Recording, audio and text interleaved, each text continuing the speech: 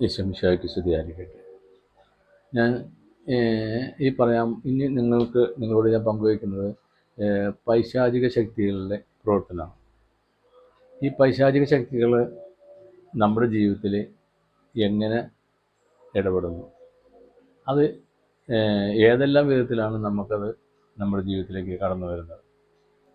ഇന്ന് ഇതിനെക്കുറിച്ച് ഒരുപാട് പേര് പല അഭിപ്രായങ്ങളും പല ഇതും പറയാറുണ്ട്. പക്ഷെ ഇപ്പോഴും അതിൻ്റെ പൂർണ്ണതയിലേക്ക് ആർക്കും എത്താൻ പറ്റിയിട്ടില്ല. ഇതുമൂലം നശിക്കുന്ന ഒരുപാട് കുടുംബങ്ങളുണ്ട്, ഒരുപാട് വ്യക്തികളുണ്ട്. അവർക്ക് ഇതൊരു ഉപകാരപ്രദമാകുമെന്ന് വിചാരിച്ചിട്ടാണ് ഞാനിത് ചെയ്യുന്നത്. പിന്നെ ഇതിനകത്ത് ഒരുപാട് കുറവുകളോ ഒക്കെ ഉണ്ടെങ്കിൽ അതിന് എന്നെ നിങ്ങൾ പഴിവെക്കരുത്. നിങ്ങൾക്ക് ഇഷ്ടമുള്ളത് എടുക്കുക, ബാക്കിയുള്ളത് തള്ളിക്കളയുക. ഞാൻ ഇതിനൊരു നേട്ടമായിട്ടല്ല ഞാൻ ചെയ്യുന്നത്. ഇതിനെ വെച്ചുകൊണ്ട് ഒരു കച്ചവടം എനിക്കില്ല. എനിക്കറിയാവുന്നതും ഞാൻ ഇതിനു വേണ്ടി പ്രവർത്തിച്ചതുമായ കാര്യങ്ങളാണ് ഞാൻ നിങ്ങളോട് പറയാൻ പോകുന്നത്. അത് നിങ്ങളുടെ ജീവിതത്തിൽ അങ്ങനെ ഉണ്ടോ, അല്ലെങ്കിൽ നിങ്ങളുടെ ജീവിതത്തിൽ ഇങ്ങനെ വല്ലതും വന്നിട്ടുണ്ടോ എന്ന് ഇതിൻ്റെ കൂടെ നിങ്ങളൊന്ന് ചിന്തിച്ച് നോക്കുക. അതായത് പൈശാചിക ശക്തി എന്ന് പറയുന്നത് നമ്മൾ ദൈവത്തിൻ്റെ കൂടെ പോയിട്ട് കുറേ കഴിയുമ്പം നമ്മുടെ ഒരു കഷ്ടപ്പാടിൻ്റെ സമയം വരുമ്പം നമ്മൾ മറുകണ്ടം ചാടും. ദൈവത്തിന് വിട്ടുകൊണ്ട് പിശാചിൻ്റെ പുറകെ പോകുന്നു. അതാണ് പൈശാചിക ശക്തി എന്ന് പറഞ്ഞാൽ. ആ പുറകെ പോകുമ്പം അതിലൂടെ നമുക്ക് നഷ്ടം വരുന്ന ഒരുപാട് കാര്യങ്ങളുണ്ട്. നമുക്ക് ദൈവത്തിൻ്റെ ശക്തി നമുക്ക് നഷ്ടപ്പെട്ടു പോകും, ദൈവത്തിൻ്റെ കൃപ നഷ്ടപ്പെട്ടു പോകും, ദൈവമായ എല്ലാം നമുക്ക് നഷ്ടപ്പെട്ടു പോകും. ദൈവം നമ്മുടെ മുഖത്ത് പോലും നോക്കില്ലെന്നാണ് പറയുന്നത്. കാരണം ദൈവം മോശയോട് തന്നെ പറഞ്ഞിട്ടുണ്ട്, പല പുസ്തകങ്ങളായിട്ട് പറഞ്ഞിട്ടുണ്ട്. നിയമാവർത്തന പുസ്തകം മുതൽ അങ്ങ് പോയിട്ടുണ്ട്, എല്ലാ ലേവിയുടെ പുസ്തകം ഇതിനകത്തെല്ലാം പറയുന്നുണ്ട്. പുറപ്പാടിൻ്റെ പുസ്തകത്തിൻ്റെ 5:20 ഒന്ന് പറയുന്നുണ്ട്. നിയമാവർത്തന പുസ്തകം 31:16 പറയുന്നുണ്ട്. വീണ്ടും നിയമാവർത്തന പുസ്തകം 5:9 പറയുന്നുണ്ട്. ജോഷുവയുടെ പുസ്തകം 24:21 പറയുന്നുണ്ട്. സങ്കീർത്തനം 16:4 പറയുന്നുണ്ട്. ലേവ്യ 19:4 പറയുന്നുണ്ട്. ഇതെല്ലാം വായിച്ചു കഴിയുമ്പോൾ നിങ്ങൾക്ക് മനസ്സിലാവും ഇതെന്താണ് ഈ അന്ധകാര ശക്തി, ഇതിൻ്റെ പുറകെ പോയാൽ എന്താണ്, ഇത് ദൈവം ഇതിനെ എതിർക്കുന്നത് എന്താണ്. ഇത് വായിച്ചെങ്കിലേ, ഇതിപ്പോൾ ഞാൻ മുഴുവൻ ഞാൻ വായിക്കുന്നില്ല, അതിനുള്ള സമയമില്ല. അതുകൊണ്ട് നിങ്ങൾ സൗകര്യം പോലെ വായിച്ച് പോവുക. പിന്നെ ഈ പൈശാചിക ശക്തി എന്ന് പറയുമ്പം അത് നാല് തരത്തിലാണ്. 1 ചാത്തൻ സേവ, 2 കൂടോത്രം, 3 മന്ത്രവാദം, 4 കൈവശം. ഈ നാല് വഴിയിലൂടെയാണ് നമ്മളിതിനെ ഇത് നമ്മളിലൂടെ കടന്നു വരുന്നത്. ഇതിനെ ഒഴിവാക്കണം. ഇതൊരു വലിയ പ്രതിഭാസമാണ്. പിന്നെ ഈ നമ്മുടെ ക്രിസ്ത്യാനികൾക്ക് ഒരു പ്രത്യേക ധൈര്യമുണ്ട്. അത് വെറും ധൈര്യമാണ്. ഞാനൊരിക്കൽ തൊടുപുഴ ഒരു ക്ലാസ് എടുത്തപ്പം ഞാൻ ഇതേക്കുറിച്ചൊന്ന് പറഞ്ഞപ്പം അവിടെ അവർ എഴുന്നേറ്റ് നിന്നിട്ട് പറഞ്ഞ് അത് ശരിയല്ല. കാരണം ബൈബിളിലൊരു വാക്യമുണ്ട്, സംഖ്യയുടെ പുസ്തകത്തിൽ 23-ാം അധ്യായത്തിൻ്റെ 23-ാം വചനത്തിൽ ഒരു വചനം പറയുന്നുണ്ട്.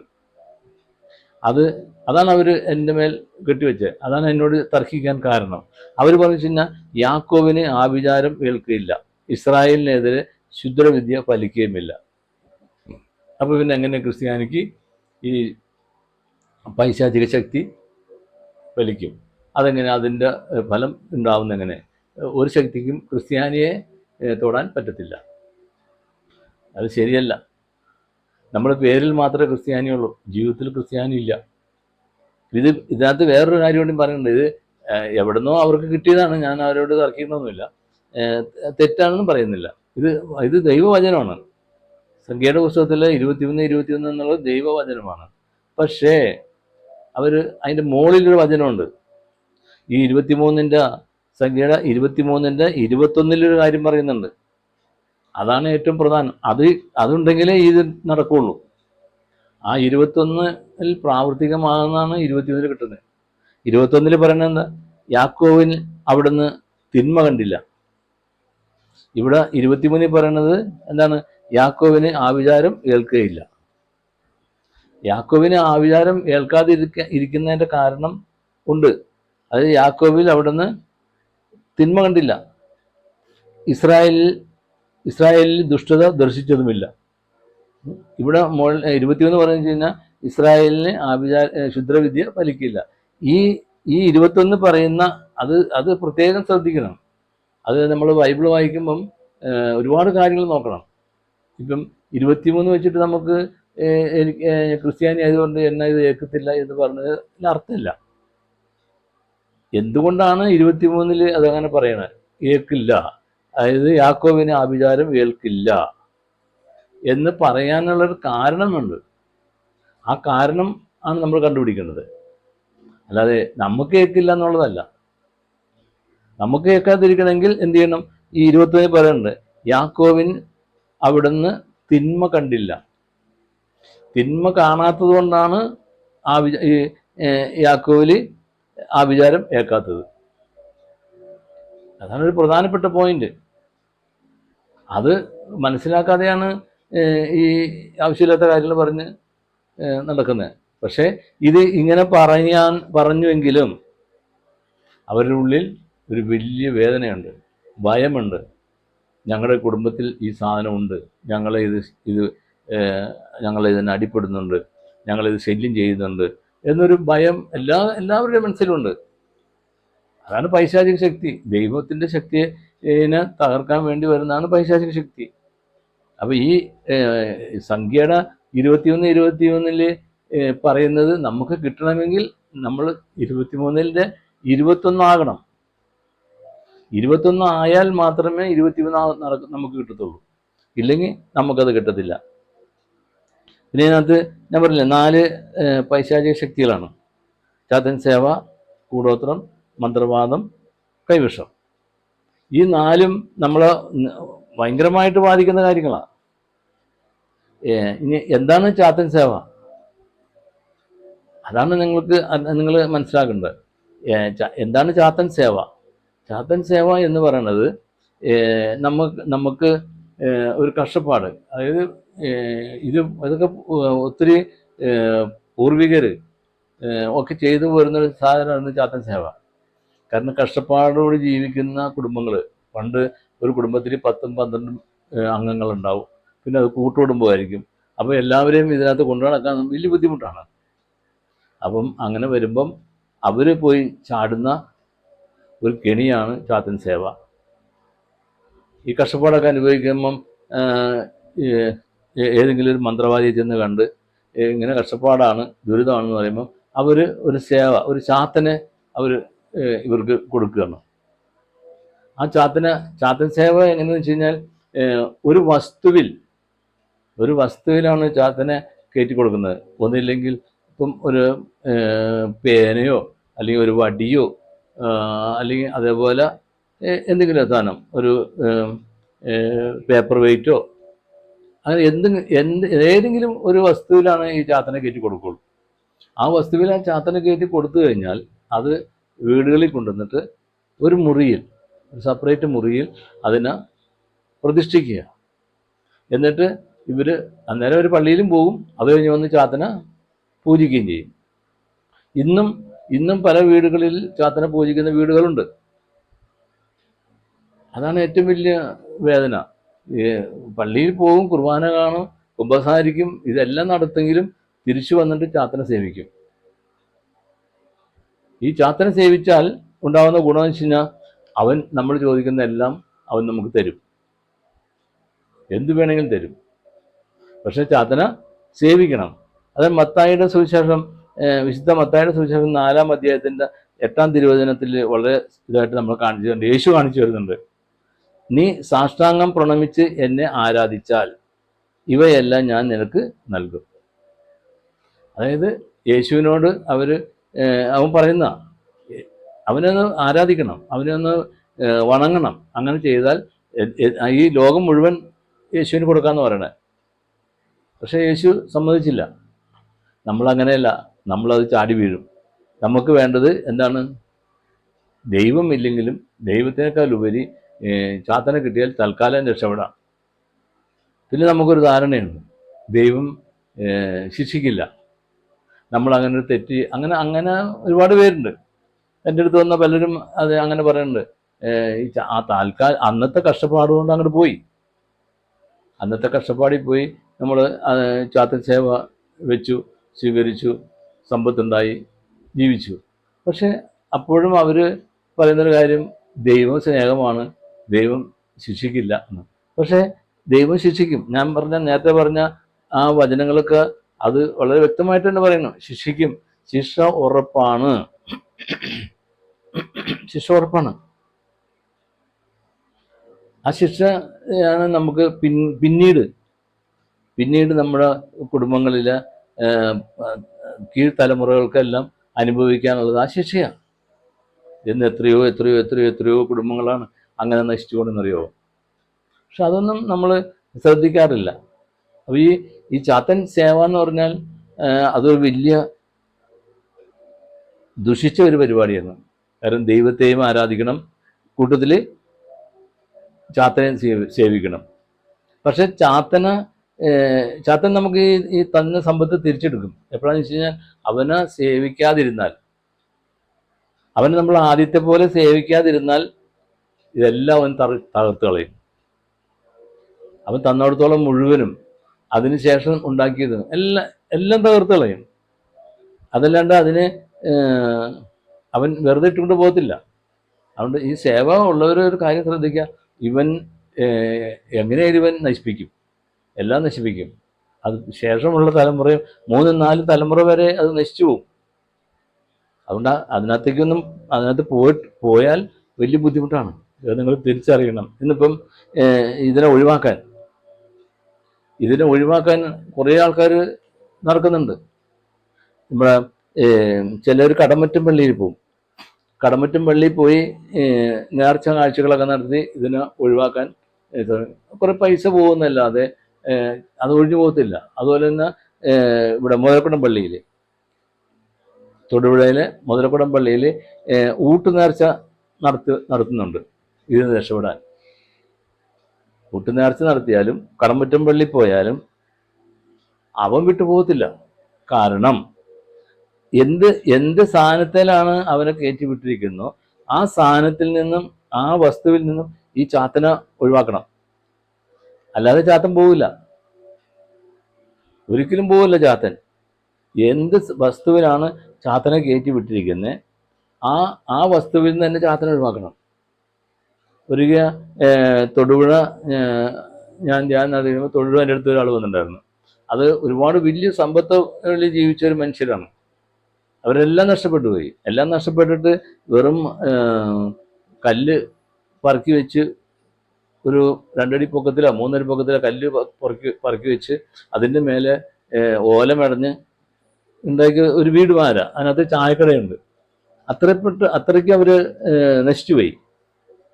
അതാണ് അത് ചാത്തൻ സേവയല്ലായിരുന്നു. ചാത്തൻ സേവ വിട്ടു കഴിഞ്ഞപ്പം ചാത്തൻ കൊടുത്ത സമ്പത്തെല്ലാം തിരിച്ചെടുത്തു.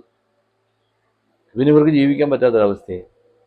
അങ്ങനെ ഇവർ ഒത്തിരി കഷ്ടപ്പെട്ട് അപ്പോഴാണ് എൻ്റെ അടുത്ത് വരുന്നത്.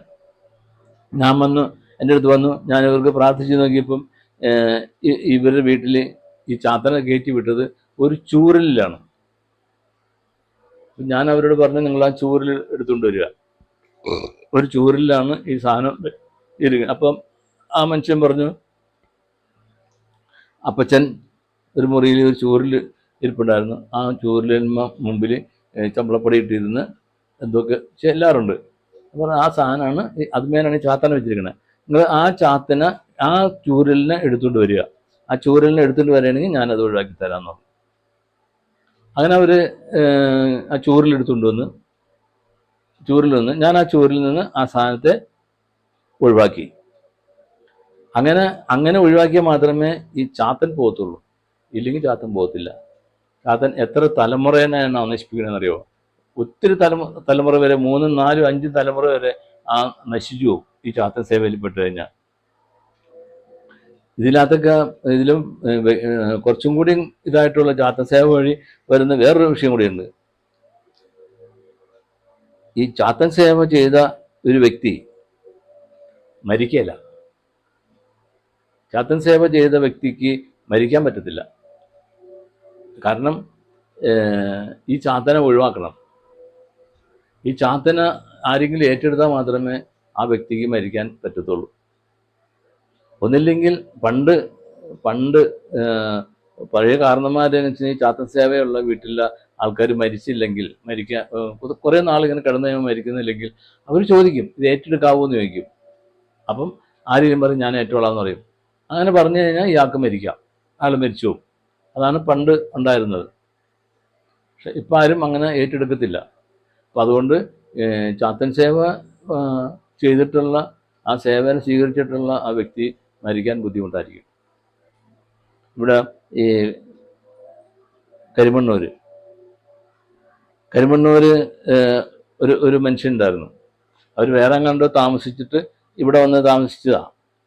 അപ്പം തൊടുപുഴ വെച്ച് അദ്ദേഹം അവിടെ സ്ഥിരം പ്രാർത്ഥനയ്ക്ക് തന്നെ ധ്യാനത്തിന് തന്നെ ഒരാളുണ്ടായിരുന്നു. പുള്ളി ഒരു എന്നെ കണ്ടിട്ട് പറഞ്ഞു, സാറേ എൻ്റെ അമ്മാവൻ കരിമണ്ണൂരാണ്, ആൾ മരിക്കത്തില്ല, ആള് ഇങ്ങനെ എപ്പോഴും ഇങ്ങനെ വിശപ്പ് വരുമ്പം വാ വിളിക്കും, അപ്പം അന്നേരം വായിലേക്ക് ഭക്ഷണം ഇട്ട് കൊടുക്കും. അപ്പോൾ സാറൊന്ന് ചെല്ലാവോ, ഒന്ന് പുള്ളിയെ ഒന്ന് കാണാവോ എന്ന് ചോദിച്ചു.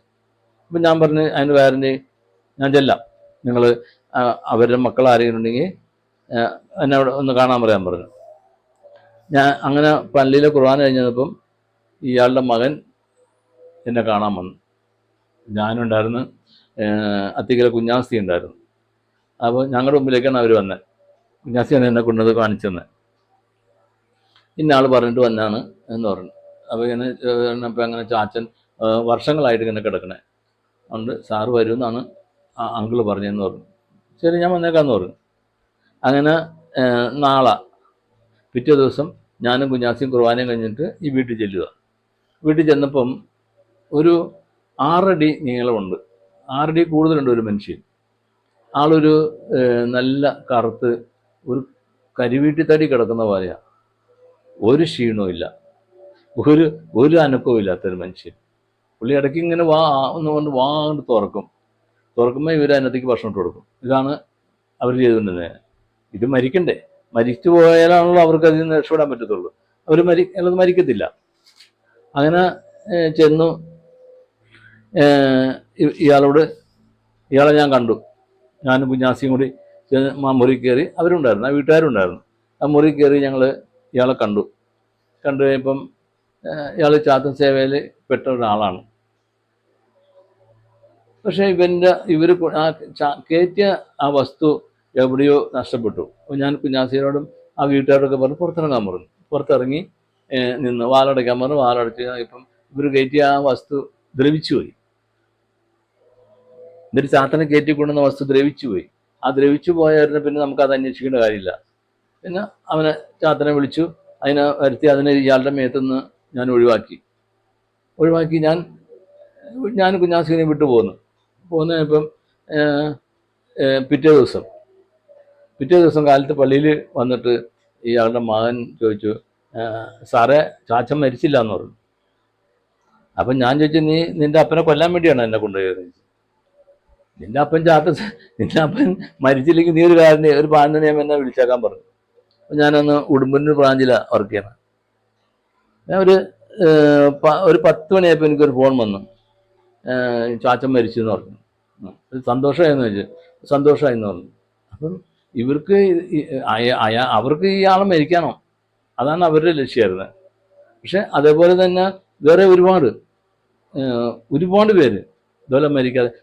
ഒരു വ്യക്തിയെ ഞാൻ പോയി കണ്ടത്, ഏതാണ്ട് അയാൾ ചുരുങ്ങിപ്പോയി, വർഷങ്ങളായിട്ട് കിടക്കുന്ന ചുരുങ്ങിപ്പോയിട്ട് ഒരു 4 അടിയോളം നീളത്തിലായി. അയാൾ മരിക്കത്തില്ല. അതും ഇതുപോലെ തന്നെ അതിനെ ഞാൻ ഒഴിവാക്കി, അത് മരിച്ചു. അങ്ങനെ ഒരുപാട് പേര്, എൻ്റെ കണക്കിലാണെങ്കിൽ ഒരു നല്ലൊരു ശതമാനം ആൾക്കാരെ ഞാൻ ഇതിൽ നിന്ന് ഒഴിവാക്കി കൊടുത്തിട്ടുണ്ട്. പക്ഷെ പിന്നീട് ഞാൻ പറഞ്ഞു, ഇനി ആരും എൻ്റെ അടുത്തേക്ക് വരരുത്, ഇനി വന്നാൽ ഞാൻ ഒഴിവാക്കത്തില്ല, എന്നോട് പറയാൻ വേണ്ട, എനിക്ക് ഇനി ഇത് ഒഴിവാക്കി തരാൻ പറ്റത്തില്ല. അതൊരു അവർക്ക്, ആ വീട്ടുകാർക്ക് ഇത് എങ്ങനെയെങ്കിലും ഒഴിഞ്ഞു പോയി ഇത് മരിച്ചു കിട്ടണം, അത്രേ അവർക്കുള്ളൂ. അതുകൊണ്ട് ഈ ചാത്തൻ സേവയിൽ പെട്ടിരിക്കുന്ന അവർ പല സൈഡിലൊക്കെ എത്രയോ വീടുകളുണ്ടെന്നറിയോ, എത്രയോ വീടുകളിൽ ഞാനിത് ഒഴിവാക്കി കൊടുത്തിട്ടുണ്ട്. കാരണം ഇത് ഒഴിവാക്കാണ്ട് അവർക്ക് മരിക്കാൻ പറ്റത്തില്ല, ഇത് ഒഴിവാക്കിയാലേ അവർക്ക് മരിക്കാൻ പറ്റത്തുള്ളൂ. അതുകൊണ്ട് അതാണ് ചാത്തൻ സേവയുടെ പ്രത്യേകത. ഇനി ഞാനത് കൂടുതൽ പോകുന്നില്ല, കാര്യം അതിന് കൂടുതൽ നിങ്ങൾക്ക് എന്തെങ്കിലും അറിയാൻ ആവശ്യമുണ്ടെങ്കിൽ എന്നോട് ചോദിച്ചാൽ ഞാനത് നിങ്ങൾക്ക് പറഞ്ഞു തരാം. ഇനിയിപ്പോൾ അതിനകത്ത് ഞാൻ അടുത്തുള്ള കൂടോത്രമാണ്. ഇന്ന് കൂടോത്രം എന്താണെന്ന് കേട്ടിട്ടുണ്ടാവും, കാണാത്ത ഒരുപാട് ആൾക്കാരുണ്ടാവും. എന്താണ് കൂടോത്രത്തിൽ ഉള്ളത് എന്ന് കാണാത്ത ഒരുപാട് മനുഷ്യരുണ്ട്. അവർ കേട്ടിട്ടുണ്ട് കൂടോത്രം ചെയ്തിട്ടുണ്ട്, ആരോ കൂടോത്രം ചെയ്തു. അത് പ്രത്യേകിച്ച് ധ്യാനകേന്ദ്രത്തിലൊക്കെ ചെന്നാൽ അവർ ആദ്യം പറഞ്ഞത് ആരോ കൂടോത്രം ചെയ്തിട്ടുണ്ട്. ഒത്തിരി കഷ്ടപ്പെട്ട് ദുരിതത്തിലാണ് ഓരോരുത്തർ ചെല്ലണത്. പക്ഷെ അവിടെ ചെല്ലുമ്പോൾ അവർ പറഞ്ഞ കൂടോത്രം ചെയ്തിട്ടുണ്ട്. അങ്ങനെ ഒരു വാക്ക് കേട്ടിട്ടുള്ളൂ. കൂടോത്രം എന്താണെന്ന് എങ്ങനെയാണെന്നും ആർക്കും അറിയത്തില്ല, ആരും കണ്ടിട്ടുമില്ല. ഞാൻ എനിക്ക് ഈശോ ആദ്യമായിട്ട് തന്ന ഒരു ദൗത്യമാണ് ഒരു കൂടോത്രം എടുക്കാൻ. ഞാൻ ചാലക്കുടിയിൽ ഡിവൈനിൽ ഗസമ്മലിൽ പ്രാർത്ഥിച്ചുകൊണ്ടിരിക്കുമ്പോഴാണ് ഈശോ എന്നോട് പറഞ്ഞ് നീ ഒരാളെ കാണിച്ചു തന്നു, ഒരു ചേട്ടത്തീന്. ഒരു കോട്ടയത്തുള്ള ഒരു പ്രാർത്ഥന ഗ്രൂപ്പിൻ്റെ ലീഡറാണ്. അപ്പോൾ അവരെ എനിക്കറിയാം കൃത്യമായിട്ട്.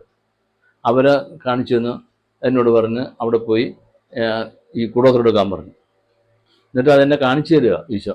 ആദ്യമായിട്ടാണ് എൻ്റെ ജീവിതത്തിൽ ആദ്യമായിട്ടാണ് ഞാൻ ഇങ്ങനെ കാണുന്നത്. അത് അതിനകത്ത് ഒരു ഡെപ്പിയാണ്, അടച്ചു വെച്ചിരിക്കുന്ന ഒരു ഡെപ്പി. അതിനകത്ത് പല്ല്, നഖം, മുടി, തകിട്, അങ്ങനെ കുറേ സാധനങ്ങൾ അതിനകത്ത് അടക്കം ചെയ്തിട്ടുണ്ട്. അത് പോയി എടുക്കണം, അത് അവരുടെ വീട്ടിലുണ്ട്. അന്ന് എനിക്കിത് കാണാൻ പറ്റത്തില്ല, ഇത് എവിടെ വെച്ചിരിക്കുന്നത്, ഈ സാധനം എവിടെ ഇരിക്കണേ, അതൊന്നും എനിക്ക് കാണാൻ പറ്റത്തില്ല. അത്രയ്ക്ക് ഞാൻ ആയിട്ടുണ്ടായിരുന്നില്ല. പക്ഷെ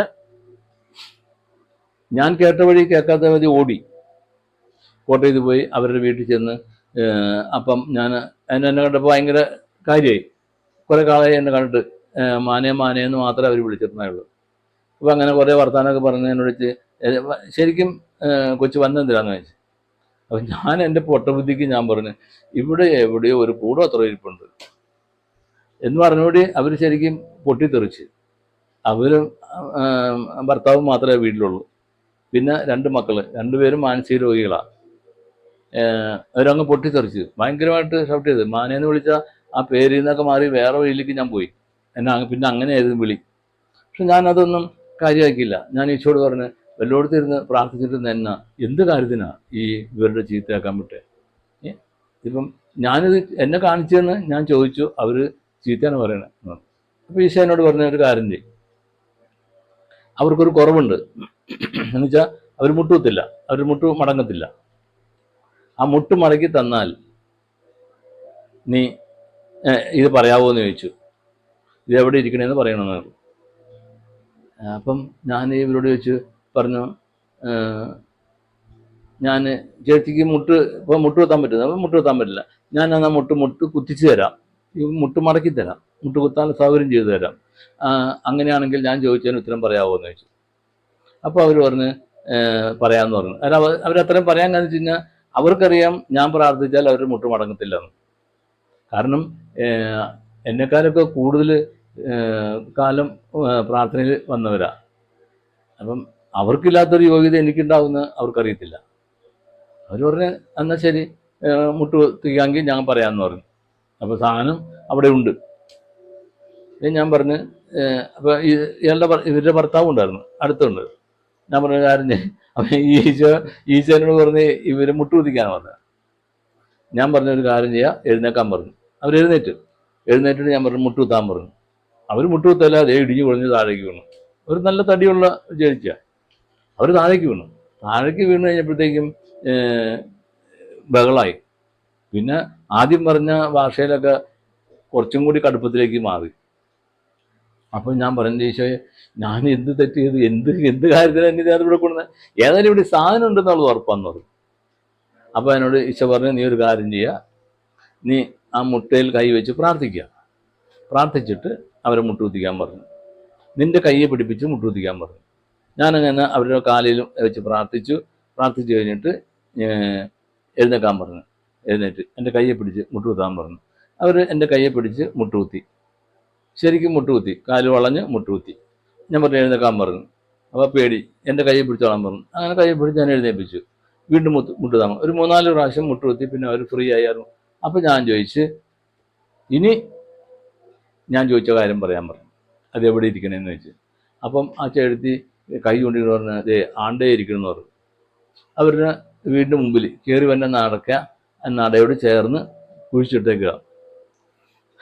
അപ്പോൾ എന്നോട് പറഞ്ഞു മാൻ അത് എടുക്കാൻ പറഞ്ഞു. ഞാൻ പറഞ്ഞു ഞാൻ എടുക്കത്തില്ല എന്ന് പറഞ്ഞു. എനിക്കറിയത്തില്ല, എനിക്കിതിനെക്കുറിച്ചൊന്നും അറിയത്തില്ല. എന്നോട് ഈശോ അങ്ങനെ പറഞ്ഞതുകൊണ്ട് ഞാൻ അങ്ങനെ പോയതാണ്. എനിക്ക് പേടിയായിപ്പോയി. ഇതിനകത്ത് കണ്ട ആ സാധനങ്ങളെ കണ്ടപ്പോൾ എനിക്ക് പേടിയായി. ഇത് ശരിക്കും നമ്മൾ കെണിഞ്ഞു പോകും. അതുകൊണ്ട് ഞാൻ എടുക്കില്ല. നമുക്ക് പള്ളിയിലെ വികാരി അച്ഛനോട് പറഞ്ഞിട്ട് അച്ഛനെ കൊണ്ട് എടുപ്പിക്കാമെന്ന് പറഞ്ഞു. അപ്പോൾ അത് അവർക്കൊരു ഷെയിമാണ്. അവർ പറഞ്ഞു അത് പറ്റത്തില്ല എന്ന് പറഞ്ഞു. എന്ന് പറഞ്ഞ് ഞാൻ പോകാമെന്ന് പറഞ്ഞിട്ട് ഞാൻ എൻ്റെ ജീവനോട് വിട്ടുപോകുന്നു. കാരണം എനിക്കറിയത്തില്ല, എനിക്ക് അന്നൊന്നും ഇതിനെക്കുറിച്ച് ഒന്നും അറിയത്തില്ലായിരുന്നു. എനിക്ക് ഈശോ എന്നോട് പറഞ്ഞതിൻ്റെ പേരിലാണ് ഞാൻ നേരത്തെ ഇതിനകത്ത് പറഞ്ഞിരുന്നു ഈശോ സംസാരിക്കുന്നു. എനിക്ക് ഈശോയുടെ സ്വരം കേൾക്കാം, എനിക്ക് ഈശോയുടെ സംസാരം തിരിച്ചറിയാം. ഞാനും ഈശോയോട് സംസാരിക്കും. ഈശോയുടെ സ്വരത്തിൽ, ആ പഠിപ്പിച്ച സ്വരത്തിൽ ഞാൻ ഈശോയോട് സംസാരിക്കും. അങ്ങനെ എനിക്ക് ഈശോയോട് സംസാരിക്കാൻ പറ്റും. സാധാരണ ആൾക്കാർ പറയുന്നവരെ എന്നോട് ഈശോ അങ്ങനെ പറഞ്ഞ് അതല്ല, എന്നോട് ശരിക്കും എൻ്റെ ചെവിട്ടിൽ ഈശോ സംസാരിക്കും. ആ സ്വരം അതാണ് എനിക്ക് ശക്തി. അപ്പോൾ ആ ഈശോ പറഞ്ഞതുകൊണ്ടാണ് ഞാൻ ഇതിൻ്റെ പുറകെ പോയത്. പക്ഷെ ഈശോ കാണിച്ചു തന്ന ആ സാധനമൊക്കെ ആ വീട്ടിൽ ഉണ്ടായിരുന്നു. ആ ഡെപ്പിക്കകത്ത് ഞാൻ പറഞ്ഞു ഞാൻ എടുക്കത്തില്ല എന്ന് പറഞ്ഞു. എന്നാൽ അച്ഛനെ കൊണ്ട് എടുക്കാന്ന് പറയുമ്പോൾ അവരോട്ട് സമ്മതിക്കുന്നുമില്ല. അപ്പം പിന്നെന്ത് ചെയ്യും? ഞാൻ പറഞ്ഞു ഞാൻ പോവാണ് എന്ന് പറഞ്ഞ് ഞാൻ അവിടുന്ന് വിട്ടുപോകുന്നു. ഞാൻ നിന്നില്ല. അത് കഴിഞ്ഞിട്ട് എനിക്ക് ഇതിനകത്ത് പിന്നെ ഈശോ എന്നെ കൂടുതൽ പഠിപ്പിച്ചു. എനിക്കൊരു അച്ഛനുണ്ടായിരുന്നു, ഒരു കപ്പച്ചൻ അച്ഛൻ. ആ അച്ഛൻ വഴി എന്നെ കൂടുതൽ പഠിപ്പിച്ചു. ഈശോ എനിക്ക് പിന്നെ അത് കാണാൻ ഇടവന്നു. ഈ സാധനം എവിടെ കുഴിച്ചിട്ടാലും എനിക്ക് കാണാം. ഇപ്പം ഞാനൊരു വീട്ടിൽ കയറി ചെല്ലുകയാണെങ്കിൽ ആ വീടിൻ്റെ പറമ്പിലേക്ക് കാല് വെച്ചാൽ അപ്പം എനിക്ക് കാണാം അവിടെ ഈ സാധനങ്ങളുണ്ടെങ്കിൽ. എനിക്ക് എടുക്കാൻ എനിക്ക് ആവശ്യമുള്ളതാണെങ്കിൽ ഞാൻ എടുത്തു പോകും. ഇപ്പം അവരറിയാത്തൊരു കാര്യമാണ് ഞാൻ അവരോട് പറയാറുമില്ല, ഒന്നും ചെയ്യാറില്ല. അപ്പം അതുകൊണ്ട് പലപ്പോഴും ഞാൻ അങ്ങനെ ഒരു വീടുകളിൽ ഞാൻ പോകാറില്ല. പോയാൽ ഈ സാധനം എനിക്ക് അവരുടെ വീടുകളിൽ വെച്ചത് കാണാൻ പറ്റും. അങ്ങനെ ആദ്യത്തേത് മുടങ്ങി. ഞാൻ രണ്ടാമത് ഇതെല്ലാം പഠിച്ച് ഇതെല്ലാം കണ്ട് ഞാൻ ആ വീട്ടിൽ ചെന്നപ്പോൾ നടക്കുക ഈ സാധനം ഇരിപ്പുണ്ട്. അപ്പം ഞാൻ ആ ചേട്ടത്തിയോട് പറഞ്ഞ് ഈ സാധനം ഞാൻ എടുക്കാമെന്ന് പറഞ്ഞു. അപ്പം അന്നേരം ചേട്ടത്തിയുടെ ഒരു മകനോട് ഉണ്ടായിരുന്നു. അവൻ പറഞ്ഞ് അത് പറ്റത്തില്ല എന്ന് പറഞ്ഞു. അത് എടുക്കണ്ട, അത് അവിടെ ഇരുന്നോട്ടെ, അത് ഇനി എടുക്കണ്ടെന്ന് പറഞ്ഞു. ഇന്നും ആ സാധനം അവിടെ ഇരിപ്പുണ്ട്, എടുത്തില്ല. ആ ചേട്ടത്തി മരിച്ചു. ആ ചേട്ടത്തിയുടെ സുഖമില്ലാത്ത 2 മക്കളും മരിച്ചു. ഇപ്പം ഏത് അവസ്ഥയിലാണെന്ന് എനിക്കറിയത്തില്ല, ഞാൻ അങ്ങോട്ട് പോയിട്ടുമില്ല. അപ്പം അതാണ് കൂടോത്രം. ഇനി ഇതേ സംഭവം തന്നെ ഈ കോട്ടയത്തിനടുത്ത് കാരിത്താസ്, അവിടെ ഒരു വീട്ടിൽ അവിടുത്തെ ഒരാൾ എല്ലാ മാസവും ധ്യാനത്തിന് വരുമായിരുന്നു തൊടുപുഴ. അത് വന്ന് ഇപ്പം ഒരു സെനോട് പറഞ്ഞു സാറേ ഇങ്ങനെ ഒരു സംഭവമുണ്ട്, പെങ്ങള് അളിയനും അവർ ശാരീരികമായിട്ട് ബന്ധപ്പെട്ട അവരുടെ മേത്ത് ഇങ്ങനെ ഈ മീൻ്റെ ചതമ്പൽ പോലെ ഇങ്ങനെ പൊങ്ങി വരും, അതൊന്ന് നോക്കാവോ സാറേ എന്ന് ചോദിച്ചു. അവരെ കൊണ്ടുവരട്ടെന്ന് ചോദിച്ചു. ഞാൻ പറഞ്ഞ് അവരെ കൊണ്ടുവരണ്ട, ഇപ്പോൾ അവരെ കൊണ്ട് ഇങ്ങോട്ട് വരേണ്ട കാര്യമില്ല.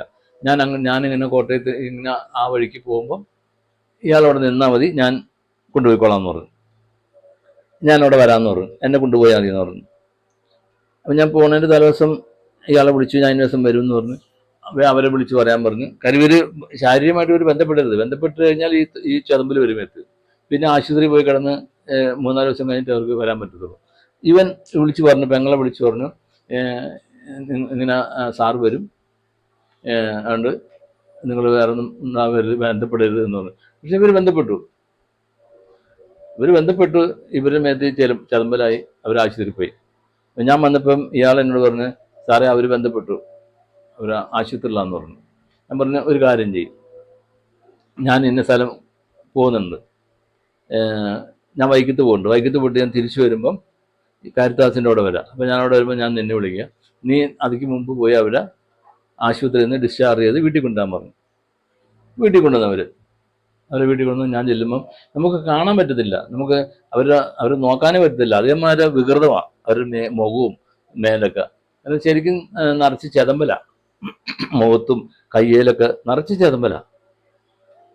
ഞാൻ അപ്പം ഞാൻ ആ വീട്ടിലേക്ക് കയറി ചെന്നപ്പം ആ ഗേറ്റ് അങ്ങോട്ട് കയറി എൻ്റെ കാല് ആ പറമ്പിലേക്ക് വെച്ചപ്പം ഞാൻ കണ്ടു ഈ സാധനത്തിനെ. ആ വീടിൻ്റെ മുമ്പിൽ ഒരു സൈഡിൽ ഒരു ഒരു ഒരു ഡപ്പിക്കകത്ത് ഈ സാധനം വെച്ചിട്ടുണ്ട്, കൂടോത്രം വെച്ചിട്ടുണ്ട്. ഞാനത് ഞാൻ ചോദിച്ചാൽ ഇത് ആരെ വെച്ചേക്കണമെന്ന് കാണിച്ചു തരാൻ പറഞ്ഞു. അപ്പോൾ ഈശോ എനിക്ക് ഇത് വെച്ച ആളെ കാണിച്ചു തരും. ഞാൻ പറഞ്ഞു എനിക്കൊന്ന് കാണിച്ചു തരാൻ പറഞ്ഞു. കാണിച്ചു തന്നപ്പം ഈ ആങ്ങളെയാ എൻ്റെ അടുത്ത് വന്നവനാ. അപ്പം ഞാൻ പറഞ്ഞില്ല, അത് തെറ്റാ, അത് ദർശനം തെറ്റാ. പറഞ്ഞില്ല, അവനാണ് ഇത് വെച്ചേക്കണേന്ന് പറഞ്ഞു. ശരി. ഇപ്പം ഞങ്ങൾ അകത്ത് കയറി അവരെ വെച്ച് തിരികെ കത്തിച്ച് ഞാൻ പറഞ്ഞു നിങ്ങൾ പ്രാർത്ഥിക്കാൻ പറഞ്ഞ് അവർ ഒരു പ്രാർത്ഥന പറഞ്ഞെടുത്ത് അവർ പ്രാർത്ഥിക്കണം. ഇയാളോട് പറഞ്ഞ് പുറത്ത് വരാൻ പറഞ്ഞു. പുറത്തേക്ക് വലിച്ചിട്ട് വന്ന് അയാളോട് ഞാൻ പറഞ്ഞു ഒരു തൂമ്പ് എടുത്തിട്ടാൻ പറഞ്ഞു. അമ്പത് ഒരു തൂമ്പ് എടുത്തിട്ടുണ്ടെന്ന് ഞാൻ വട്ടമിട്ട് കൊടുത്ത് ഇത് കൊത്താൻ പറഞ്ഞു. പയ്യെ കൊത്താവുള്ളൂ, 3 കൊത്ത് കൊത്താൻ പാടുള്ളൂ ചെറുതായിട്ട്. എന്നിട്ട് ബാക്കി കൈ കൊണ്ട് മാന്താൻ പറഞ്ഞു. കൊത്തി കൈ കൊണ്ട് മാന്തി ഇപ്പം ഒരു ഡപ്പിക്കകത്ത് ഇത് വെച്ചേക്കുക. ഇത് വെച്ചത് ഇവനാ. ആ വെച്ചവൻ തന്നെ അവനെ കൊണ്ട് ഞാനിത് കൊത്തിപ്പിച്ചു, അവനെ കൊണ്ട് ഞാനിത് എടുപ്പിച്ചു കൊടുന്നു മാന്തി. അപ്പം ഞാൻ പറഞ്ഞു എടുക്കാൻ പറഞ്ഞു. എടുക്കാൻ പറഞ്ഞപ്പോൾ അവൻ പറഞ്ഞു ഞാൻ എടുക്കത്തില്ല എന്ന് പറഞ്ഞു, പേടിയാന്ന് പറഞ്ഞു. അത് പറ്റത്തില്ല, നീ തന്നെ എടുക്കണമെന്ന് പറഞ്ഞു. അല്ല, അവൻ കൊണ്ട് വെച്ച സാധനം അവൻ പേടിക്കേണ്ട കാര്യമില്ല, അവൻ തന്നെ എടുക്കണം. അവൻ എടുത്ത് ഞാൻ എടുക്കുന്ന കാലം ഞാൻ അതിനെ ഇല്ലാണ്ടാക്കി, അതിൻ്റെ ശക്തിയെ ഇല്ലാണ്ടാക്കി, അതിനെ പൂർണ്ണമായിട്ടും അതിൻ്റെ ശക്തിയെ ഒഴിവാക്കി കഴിഞ്ഞിട്ടാണ് അവനെ കൊണ്ട് ഞാൻ എടുപ്പിച്ചത്.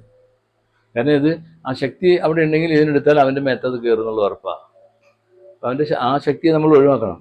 ആ ശക്തിയെ ഒഴിവാക്കണമെങ്കിൽ നമ്മളത് എടുക്കാണ്ട് ആ മണ്ണിൻ്റെ ഇത് അപ്പോൾ അത് നമ്മുടെ മേത്തേക്ക് കയറണം. ആ ശക്തിനെ മുഴുവൻ നമ്മുടെ മേത്തേക്ക് കയറ്റിയിട്ട് ആ സാധനം ഇവനെ കൊണ്ട് ഞാൻ എടുപ്പിച്ചു. ഞാൻ അകത്ത് കയറി പ്രാർത്ഥിച്ചു.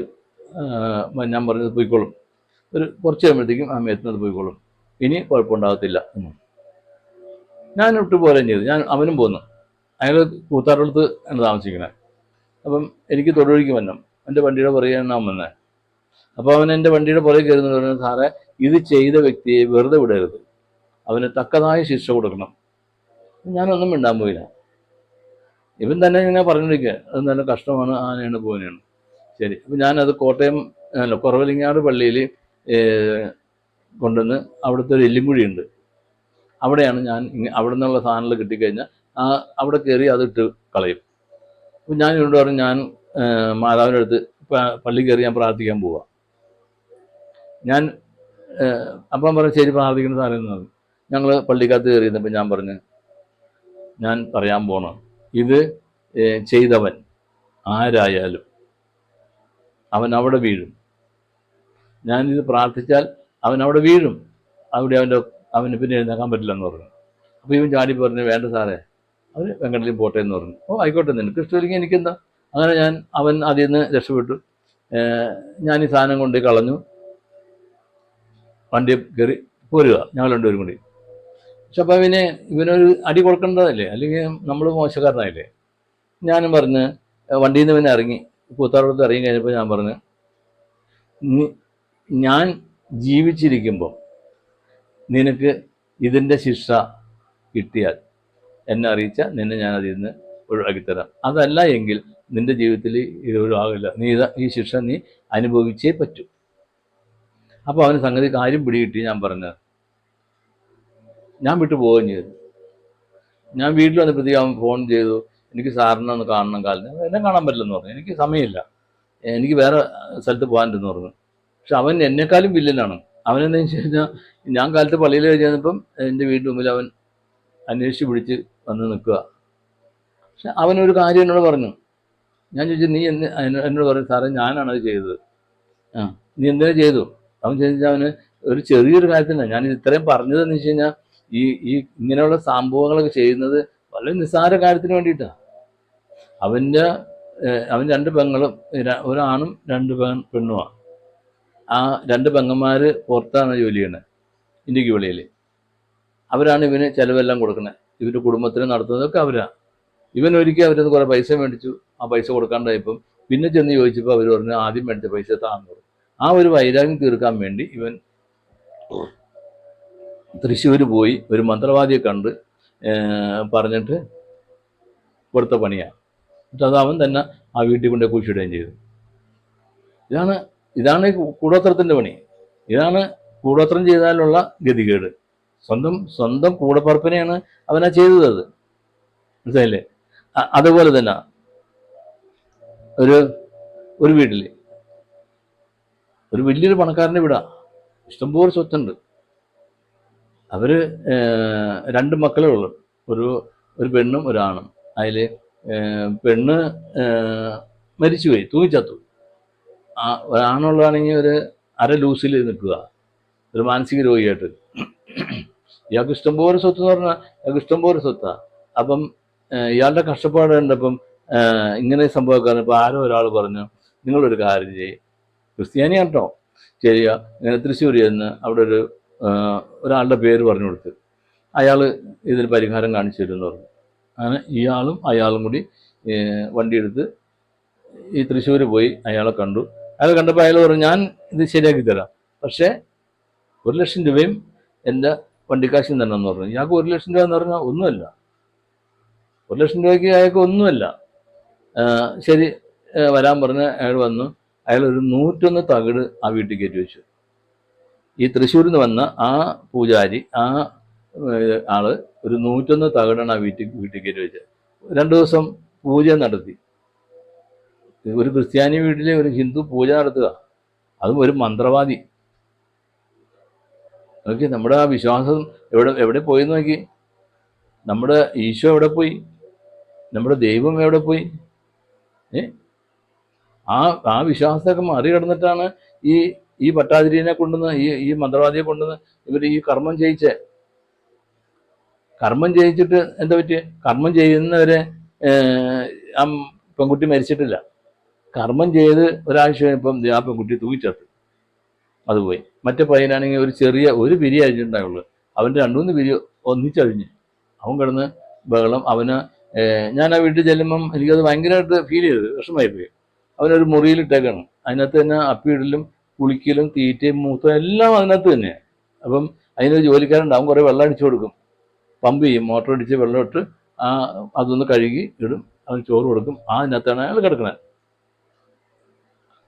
അങ്ങനെയാണ് വേറൊരാൾ വഴി ഇയാൾ എൻ്റെ അടുത്ത് വന്നു, എന്നോട് ഇങ്ങനൊരു പ്രശ്നമുണ്ട്, ഒന്ന് സഹായിക്കാവോ എന്ന് ചോദിച്ചു. ഞാൻ പറഞ്ഞു എനിക്ക് കുഴപ്പമില്ല, ഞാൻ സഹായിക്കാമെന്ന് പറഞ്ഞു. ഞാൻ നോക്കട്ടെ എന്ന് പറഞ്ഞു. ഞാൻ അങ്ങ് ചെന്നു കഴിഞ്ഞപ്പം ഇതാണ് സംഭവം. ഇല്ലാത്ത വീട്ടിൽ, അതാണ് ഏറ്റവും വലിയ ദുർഘടം. ഇല്ലാത്ത വീട്ടിൽ കാശ് 1,00,000 രൂപ കൊടുത്ത് 101 പിശാചിനെ കയറ്റി വെച്ചേക്കുക. അപ്പം അയാളെ എനിക്ക് 5,00,000 രൂപയാണ് 10,00,000 രൂപയാണ് ഓഫർ ചെയ്തത്. ഇതിൽ നിന്ന് രക്ഷപ്പെടുത്തി നിന്നാൽ 10,00,000 രൂപ വരാം. ഞാൻ പറഞ്ഞു 1,00,000 രൂപ കൊടുത്ത് നിങ്ങൾ ഇത് ചെയ്യിച്ചിട്ട് അതിൽ നിന്ന് രക്ഷപ്പെടാൻ 10,00,000 രൂപ എനിക്ക് തരും. എന്ത് കഷ്ടമാണിത്. ഞാനത് 2 ദിവസം കൊണ്ട് ആ 101 തകിടും എടുത്ത് കളഞ്ഞ് ആ പയ്യൻ്റെ രോഗവും മാറി. ഇന്നിപ്പോൾ ഒരു സുഖമായിട്ട് ജീവിക്കണമെന്ന് എനിക്ക് തോന്നി. ഞാൻ പിന്നെ അവരെ പുറകെ പോകാറില്ല. അപ്പം നമ്മുടെ ക്രിസ്ത്യാനി ചെയ്യുന്നൊരു കുഴപ്പമാണ്. ഇല്ലാത്ത വീട്ടിൽ, അതായത് പിശാച് ഉണ്ടെന്ന് പറഞ്ഞ ആൾക്കാർ പിശാചിനെ കൊണ്ടുവയ്ക്കുക, അതാണ് കൂടോത്രം. ആ കൂടോത്രം എന്ന് പറഞ്ഞാൽ അതൊരു വലിയ സംഭവമാണത്. നമുക്ക് അതിൽ നിന്ന് രക്ഷപ്പെടാന്നുള്ളത് വലിയ പാടാണ്. അതുപോലെ തന്നെ ഒരു ചേട്ടന് അനിയനും തമ്മിലുള്ള വഴക്ക്, അനിയനൊരു പലചരക്കട ഉണ്ട്, നല്ല സൂപ്പറായിട്ട് പോകുന്നൊരു പലചരക്കട, നല്ല കച്ചവടം, നല്ല പൈസ വരുന്നതാണ്. പക്ഷേ അസൂയ മൂത്ത് വഴക്ക് വീഴുന്നുണ്ട്. അവൻ്റെ ചേട്ടൻ പോയി ഒരു കൂടോത്രം ചെന്ന് മേടിച്ചു കൊണ്ടുവന്ന് പോയി അങ്ങോട്ട് ചെയ്തിട്ട് ആ കടയിൽ കൊണ്ട് വെച്ചു. ഓരോ ദിവസവും കട താഴത്തേക്ക് പോയിക്കൊണ്ടിരിക്കുക. ഇത് ഞാനീ പറയുന്നതൊന്നും വെറുതെ പറയുന്നതല്ല. എനിക്കിത് വെറുതെ പറഞ്ഞിട്ട് എനിക്കൊന്നും കിട്ടാനില്ല. ഞാനിത് വെറുതെ പറഞ്ഞ് ഇങ്ങനെ ഇല്ലാത്ത കഥകൾ പറഞ്ഞുണ്ടാക്കാൻ എനിക്കിട്ട് ആവശ്യമില്ല. ഇത് സത്യമാണ്. ഞാനിത് പറയുമ്പം ഇത് കേൾക്കുന്ന ആൾക്കാരിൽ പലരുടെയും കുടുംബങ്ങളിലും പലരുടെയും വീടുകളിൽ കടകളിലും ഒക്കെയും ഈ സാധനം ഞാൻ എടുത്തു കൊടുത്ത പലരും ഇതിനകത്തുണ്ടാവും, ഇത് കേൾക്കുന്നുണ്ടാവും. പക്ഷെ അവരാരും പറയത്തില്ല. അതൊരു കുറവാണ്. അവർ അങ്ങനെ പറഞ്ഞു കഴിഞ്ഞാൽ ഞങ്ങളുടെ വീട്ടിൽ ഇതിനുണ്ടായി, ഇത് എടുത്തു എന്ന് പറഞ്ഞാൽ അതൊരു നാണക്കേടായിട്ടാണ് അവർ കാണുന്നത്. അതുകൊണ്ട് ആരും പറയില്ല. അവിടെ എനിക്കിത് പറഞ്ഞിട്ട് പ്രത്യേകമായിട്ട് ഒന്നും കിട്ടാനില്ല, ഒന്നും കിട്ടാനില്ല. ഞാനിത് ഇല്ലാത്തത് പറയണതല്ല, എൻ്റെ ഇഷ്ടത്തിനും പറയണതല്ല. ഇതൊക്കെ സംഭവിച്ച കാര്യങ്ങളാണ്. ആ കടക്കാരൻ അവനെ പൂട്ടി, ഏതാണ്ട് പകുതി പൂട്ടി, ഒന്നുമില്ല കടയിൽ. അങ്ങനെയാണ് എന്നെ വന്ന് കാണുന്നത്. അന്ന് ഞാൻ തൊടുപുഴയാണ്. എന്നെ വന്ന് കണ്ട് ഇങ്ങനെ ഒരു സംഭവം ഉണ്ട് സാറേന്ന് പറഞ്ഞു. ഞാൻ ചെന്ന് നോക്കിയപ്പം ഈ സാധനം വെച്ചേക്കുക, കടയുടെ മൂലൊക്കെ കൊണ്ടുപോയി സാധനം കുഴിച്ചിട്ടേക്കുക. ഞാൻ പിന്നെ അത് ഒഴിവാക്കി അത് എടുത്തു.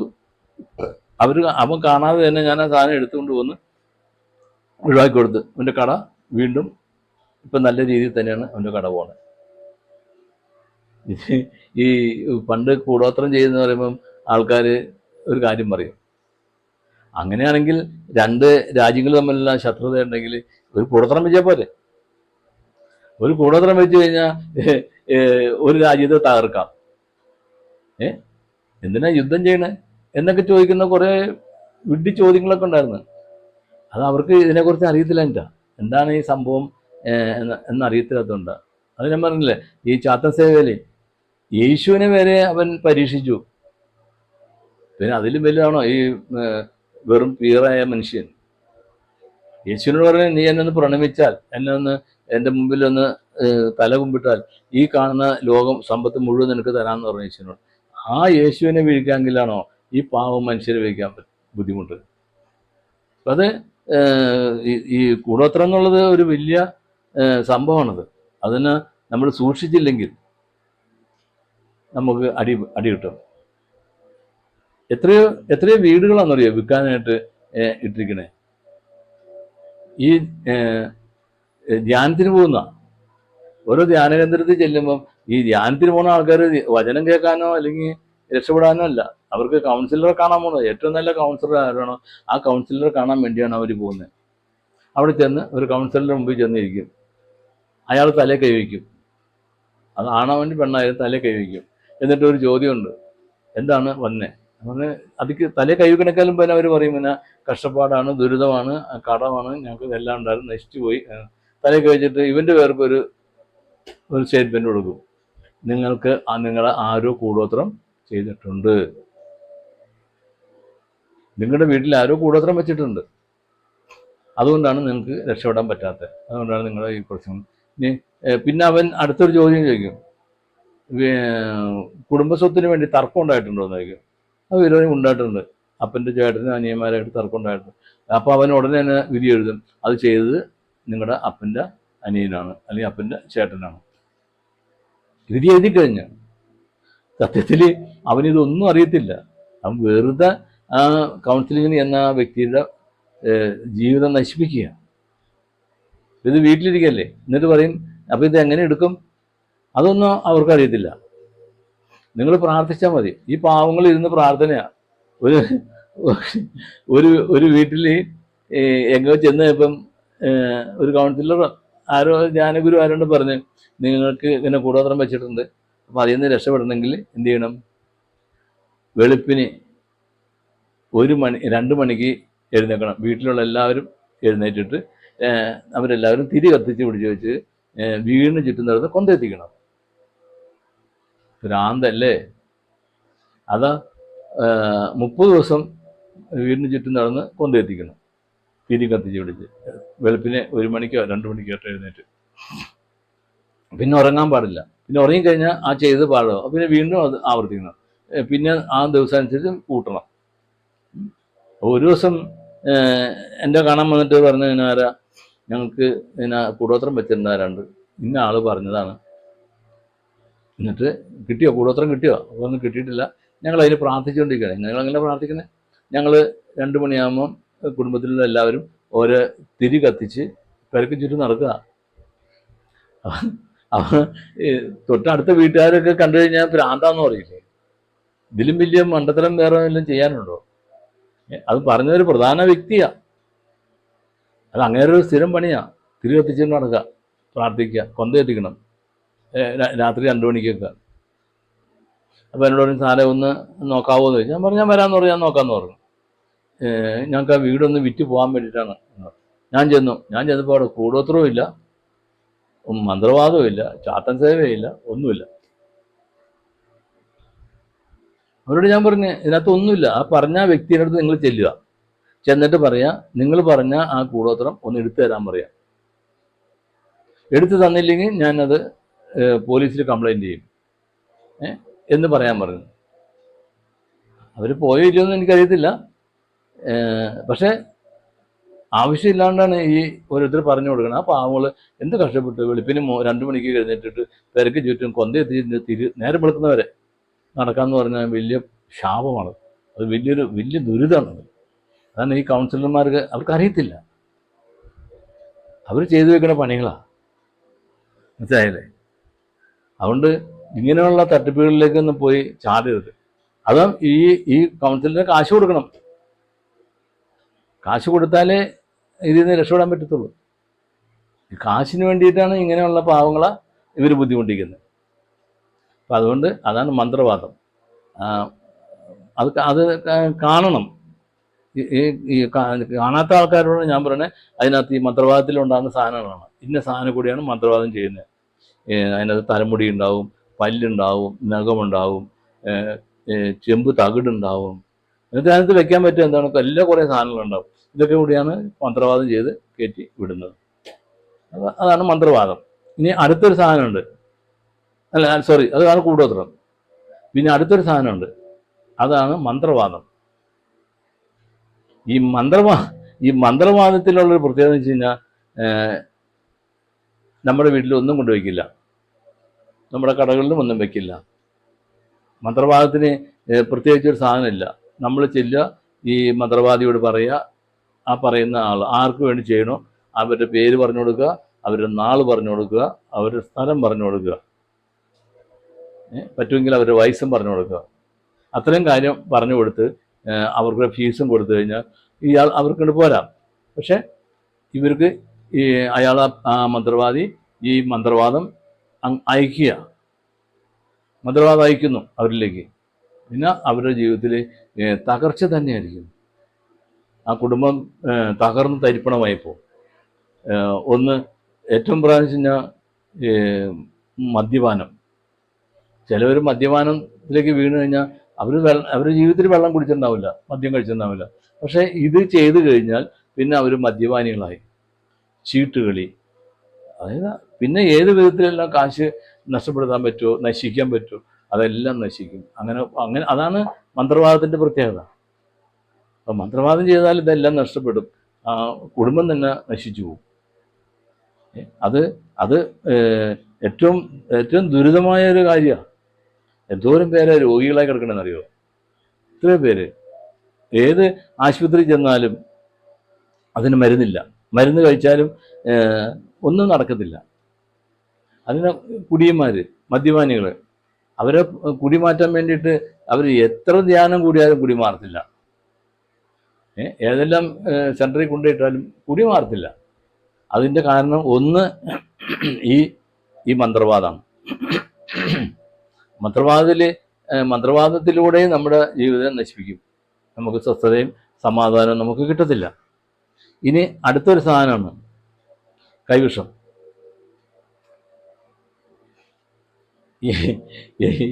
ഈ 4 സാധനത്തിനേക്കാളും ഏറ്റവും മാരകമായ ഒരു സാധനമാണ് കൈവിഷം. ബാക്കി 3 എണ്ണത്തിനെ നമുക്ക് ഒഴിവാക്കാം. ഈ 4ാമത്തെ സാധനം കൈവിഷത്തിനെ നമുക്ക് ഒരിക്കലും ഒഴിവാക്കാൻ പറ്റത്തില്ല. ഈ 3 സാധനവും മനുഷ്യൻ്റെ ജീവിതത്തിൻ്റെ പുറത്താണ്. ഈ 4ാമത്തെ സാധനം കൈവിഷം എന്ന് പറഞ്ഞത് അത് അവൻ്റെ ഉള്ളിലാണ്. ഉള്ളിൽ വന്ന് കിടക്കുന്ന സാധനമാണ് കൈവിഷം.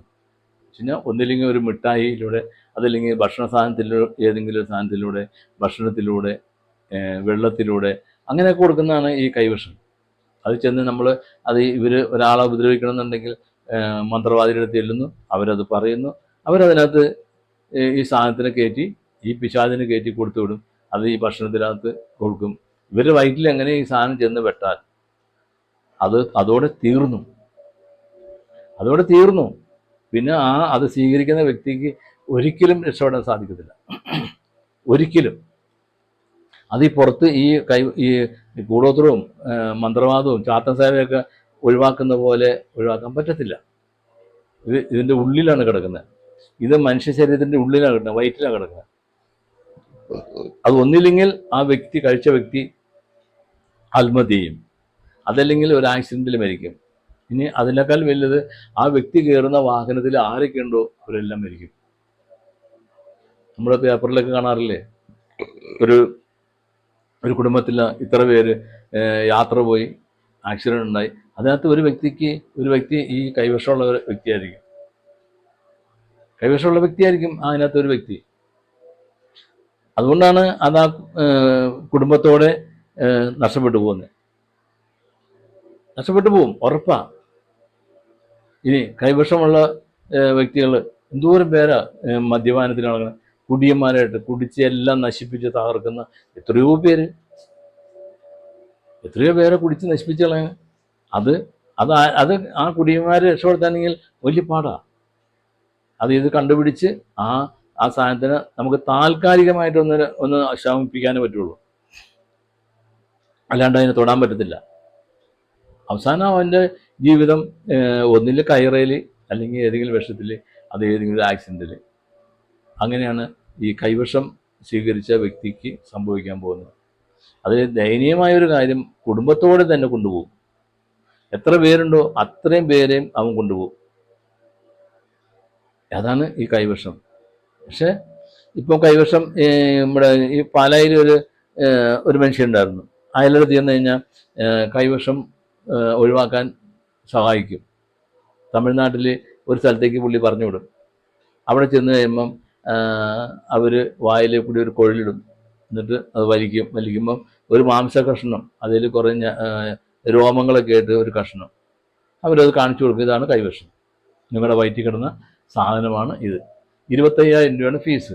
25,000 ഫീസിനകത്ത് 10,000 രൂപ ഈ പറഞ്ഞു വിടുന്ന പാലക്കാരന് കിട്ടും, ബാക്കി 15,000 രൂപ തമിഴിനും കിട്ടും. അത് കൂടാണ്ട് വണ്ടിക്കാശ് കൊടുക്കണം. ഈ വയറ്റിൽ കിടക്കുന്ന സാധനം അവിടെ കിടക്കും, അവൻ വലിച്ചിടുന്ന സാധനം എവിടെയെന്ന് നമുക്കറിയത്തില്ല, അത് പുറത്തും പോകും, ഇവർ കാണിച്ചു കൊടുക്കും.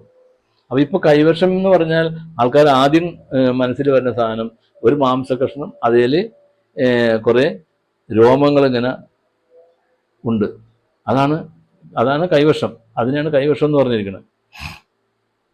അതല്ല കൈവശം എന്ന് പറഞ്ഞാൽ അത് അകത്ത് പോയിട്ടുണ്ടെങ്കിൽ അത് ആ വയറ്റിൽ അത് പരന്ന് ഒരു വളർന്നുകൊണ്ടിരിക്കും. അതിങ്ങനെ ഈ എന്തായാലും പറഞ്ഞ മതിലേൽ ചെടി കയറണ വരെ അത് ജീവനുള്ള സാധനമാണ്. അതിങ്ങനെ വളർന്നുകൊണ്ടേയിരിക്കും. പൂപ്പലില്ല, ഈ ചെടി, ഈ മതിലേൽ കയറുന്നൊരു ചെടിയുണ്ട് എന്ന് പറഞ്ഞ വരെ അത് ജീവനുള്ള സാധനമാണ്. അത് അതേപോലെ ഇങ്ങനെ വളർന്ന് ഒരറ്റം മുതൽ അങ്ങറ്റം വരെ വളർന്നു പോകും. അവസാനം അവൻ്റെ വളർച്ച നിന്ന് കഴിയുമ്പം ഈ കുടുംബത്തിലുള്ള എല്ലാവരെയും ഒരു വണ്ടി കയറ്റി അവൻ കൊണ്ട് തട്ടിക്കളയും. അതാണ് കൈവശം. അതാണ് ഏറ്റവും അപകടകരമായ ഒരു സാധനം.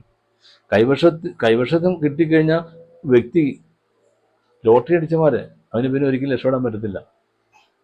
അവൻ ഒന്നില്ലെങ്കിൽ മരിക്കും, അല്ലെങ്കിൽ അവനെ കൊല്ലും. അതാണ് അതിൻ്റെ പരിപാടി. അതുകൊണ്ട് ഇത്തരം സാധനങ്ങൾ നമ്മുടെ ജീവിതത്തിൽ വരുന്നതാണ്. അപ്പോഴാണ് പറയുന്നത്, ഇസ്രായേലിന് ആ വിചാരവേക്കില്ല, യാക്കോബിന് ശുദ്ധ ശക്തി ഫലിക്കില്ല. അതൊന്നും ഇവിടെ ബാധകമല്ല. നമ്മൾ അത്രയും വിശുദ്ധിയോടുകൂടിയൊക്കെ ജീവിച്ചു പോകുന്ന അവർക്ക് മാത്രമേ അതിൽ നിന്ന് രക്ഷപ്പെടാൻ പറ്റത്തുള്ളൂ, ഇല്ലെങ്കിൽ അത് നടക്കത്തില്ല.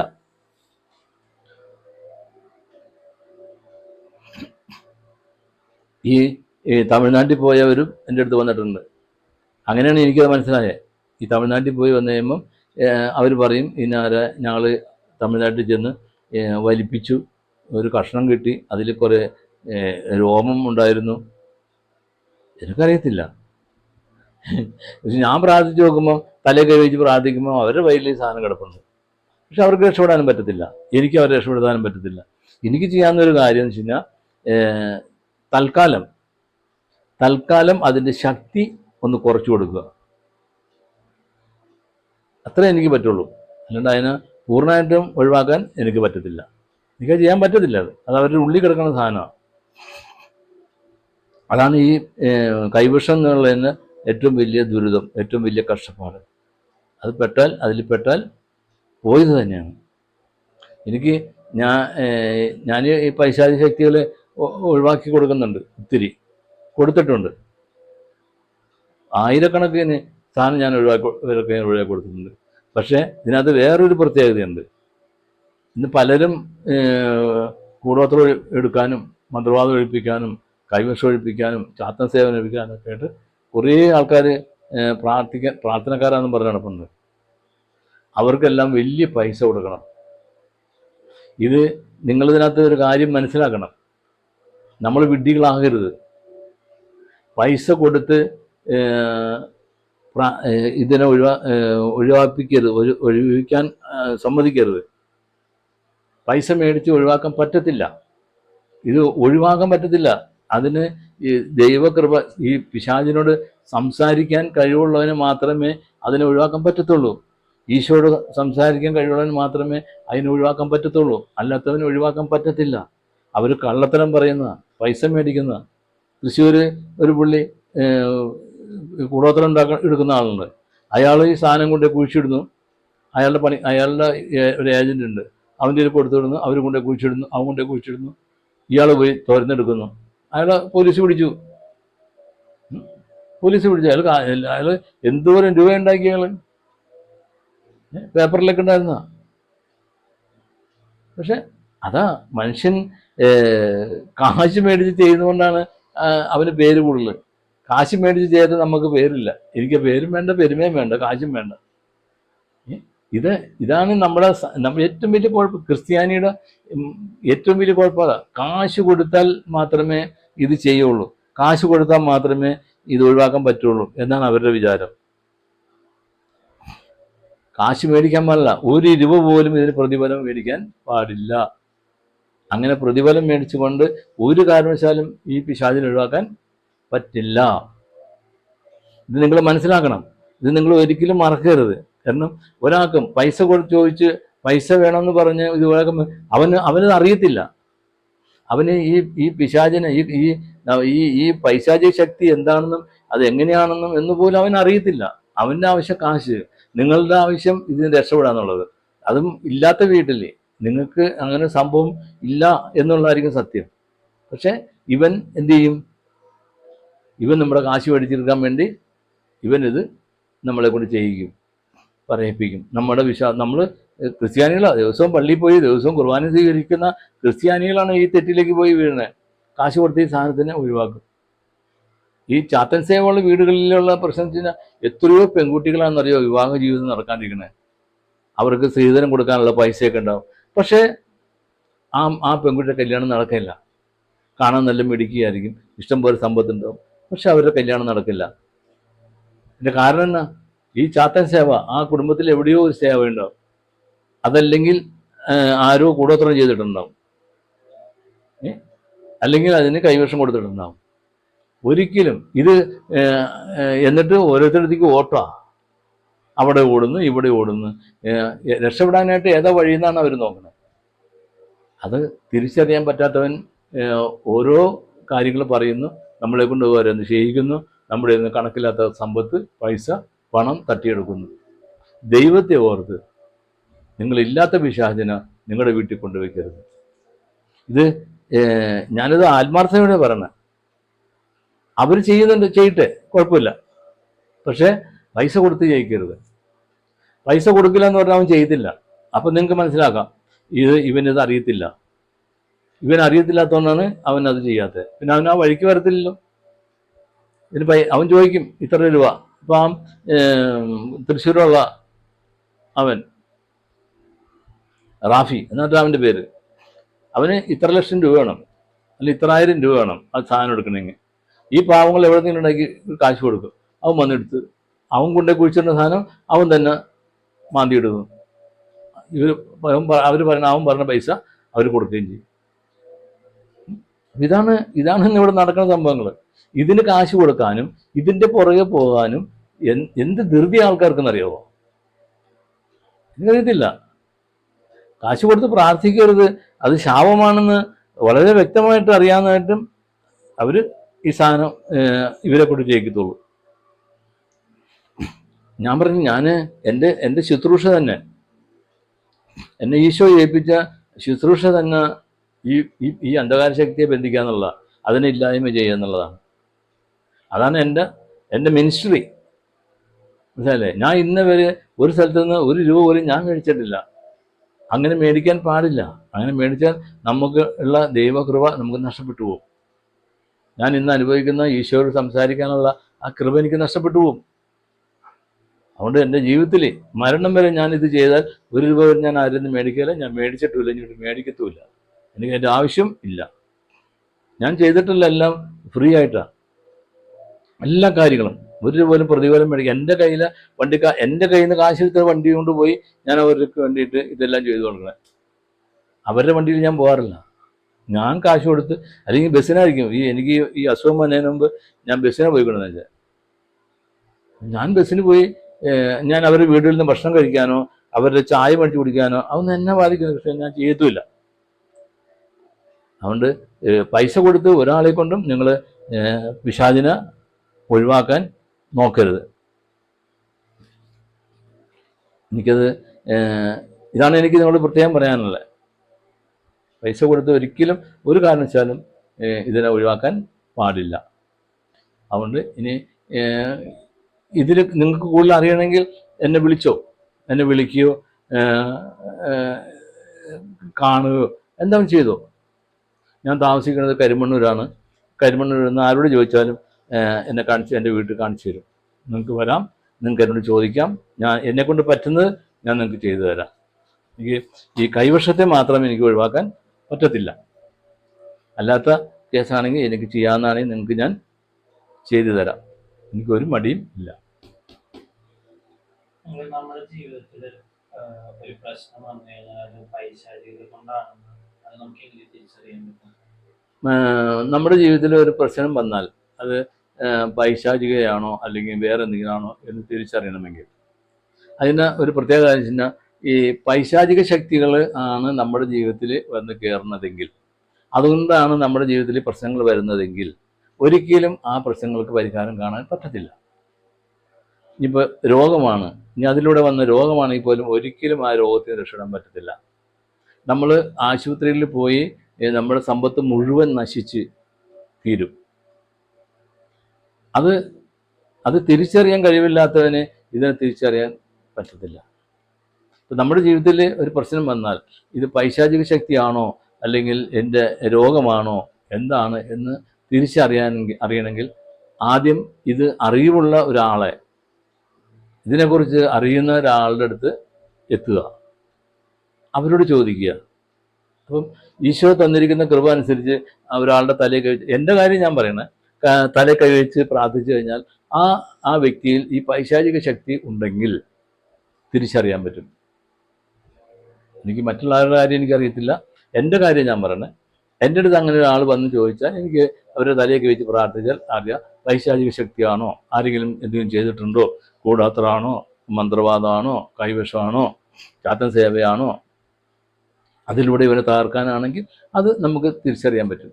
നമുക്ക് കാണാം, ഈശോ അത് കാണിച്ചു തരും അവർ എന്താ സംഭവിച്ചെന്നുള്ളത്.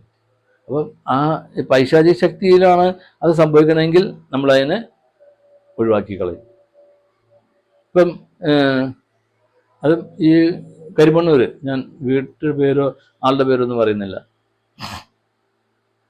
ഒരു വീട് പണി കഴിപ്പിച്ചു, പക്ഷെ പൂർത്തിയാകത്തില്ല. ഒരു അരഭാഗം പണി കഴിച്ചാൽ അങ്ങനെ കിടക്കുക, ബാക്കി പണി ഒരു കാരണവശാലും നടക്കില്ല. അവൻ മടുത്തു.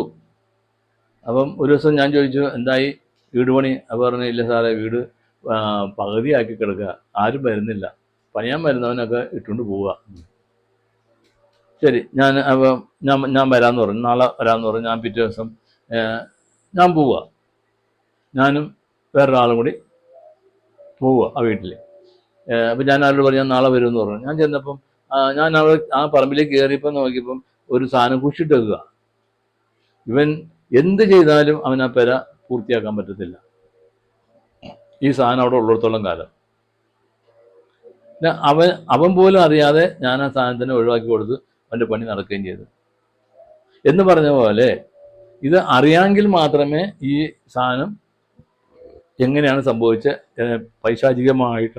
പൈശാചികമാണോ അല്ലയോ എന്ന് തിരിച്ചറിയാൻ പറ്റുള്ളൂ. അത് തിരിച്ചറിയാൻ ഉണ്ടായവർക്ക് മാത്രമേ പറ്റുള്ളൂ. ഇല്ലെങ്കിൽ പറ്റത്തില്ല. ഇല്ലെങ്കിൽ ഈ പറഞ്ഞ പോലെ തട്ടിക്കും. ഇത് ആരോ കൂടോത്രം ചെയ്തതാണ്, ഞാൻ ഒഴിവാക്കി തരാം, എനിക്ക് ഇത്ര ലക്ഷം രൂപ വേണം, അല്ലെങ്കിൽ ഇത്ര 1000 രൂപ വേണം. അത് കള്ളത്തരാ.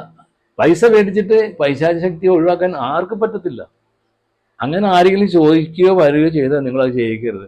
നിങ്ങൾ നശിച്ചു പോകണമെങ്കിൽ നശിച്ചു പോട്ടെ, വേറൊരു ശാപം നിങ്ങൾ മേടിച്ച് വയ്ക്കരുത്. അപ്പം അതങ്ങനെ അങ്ങനെ ഉണ്ടെങ്കിൽ മാത്രമേ അതിന് തിരിച്ചറിയാൻ പറ്റത്തുള്ളൂ.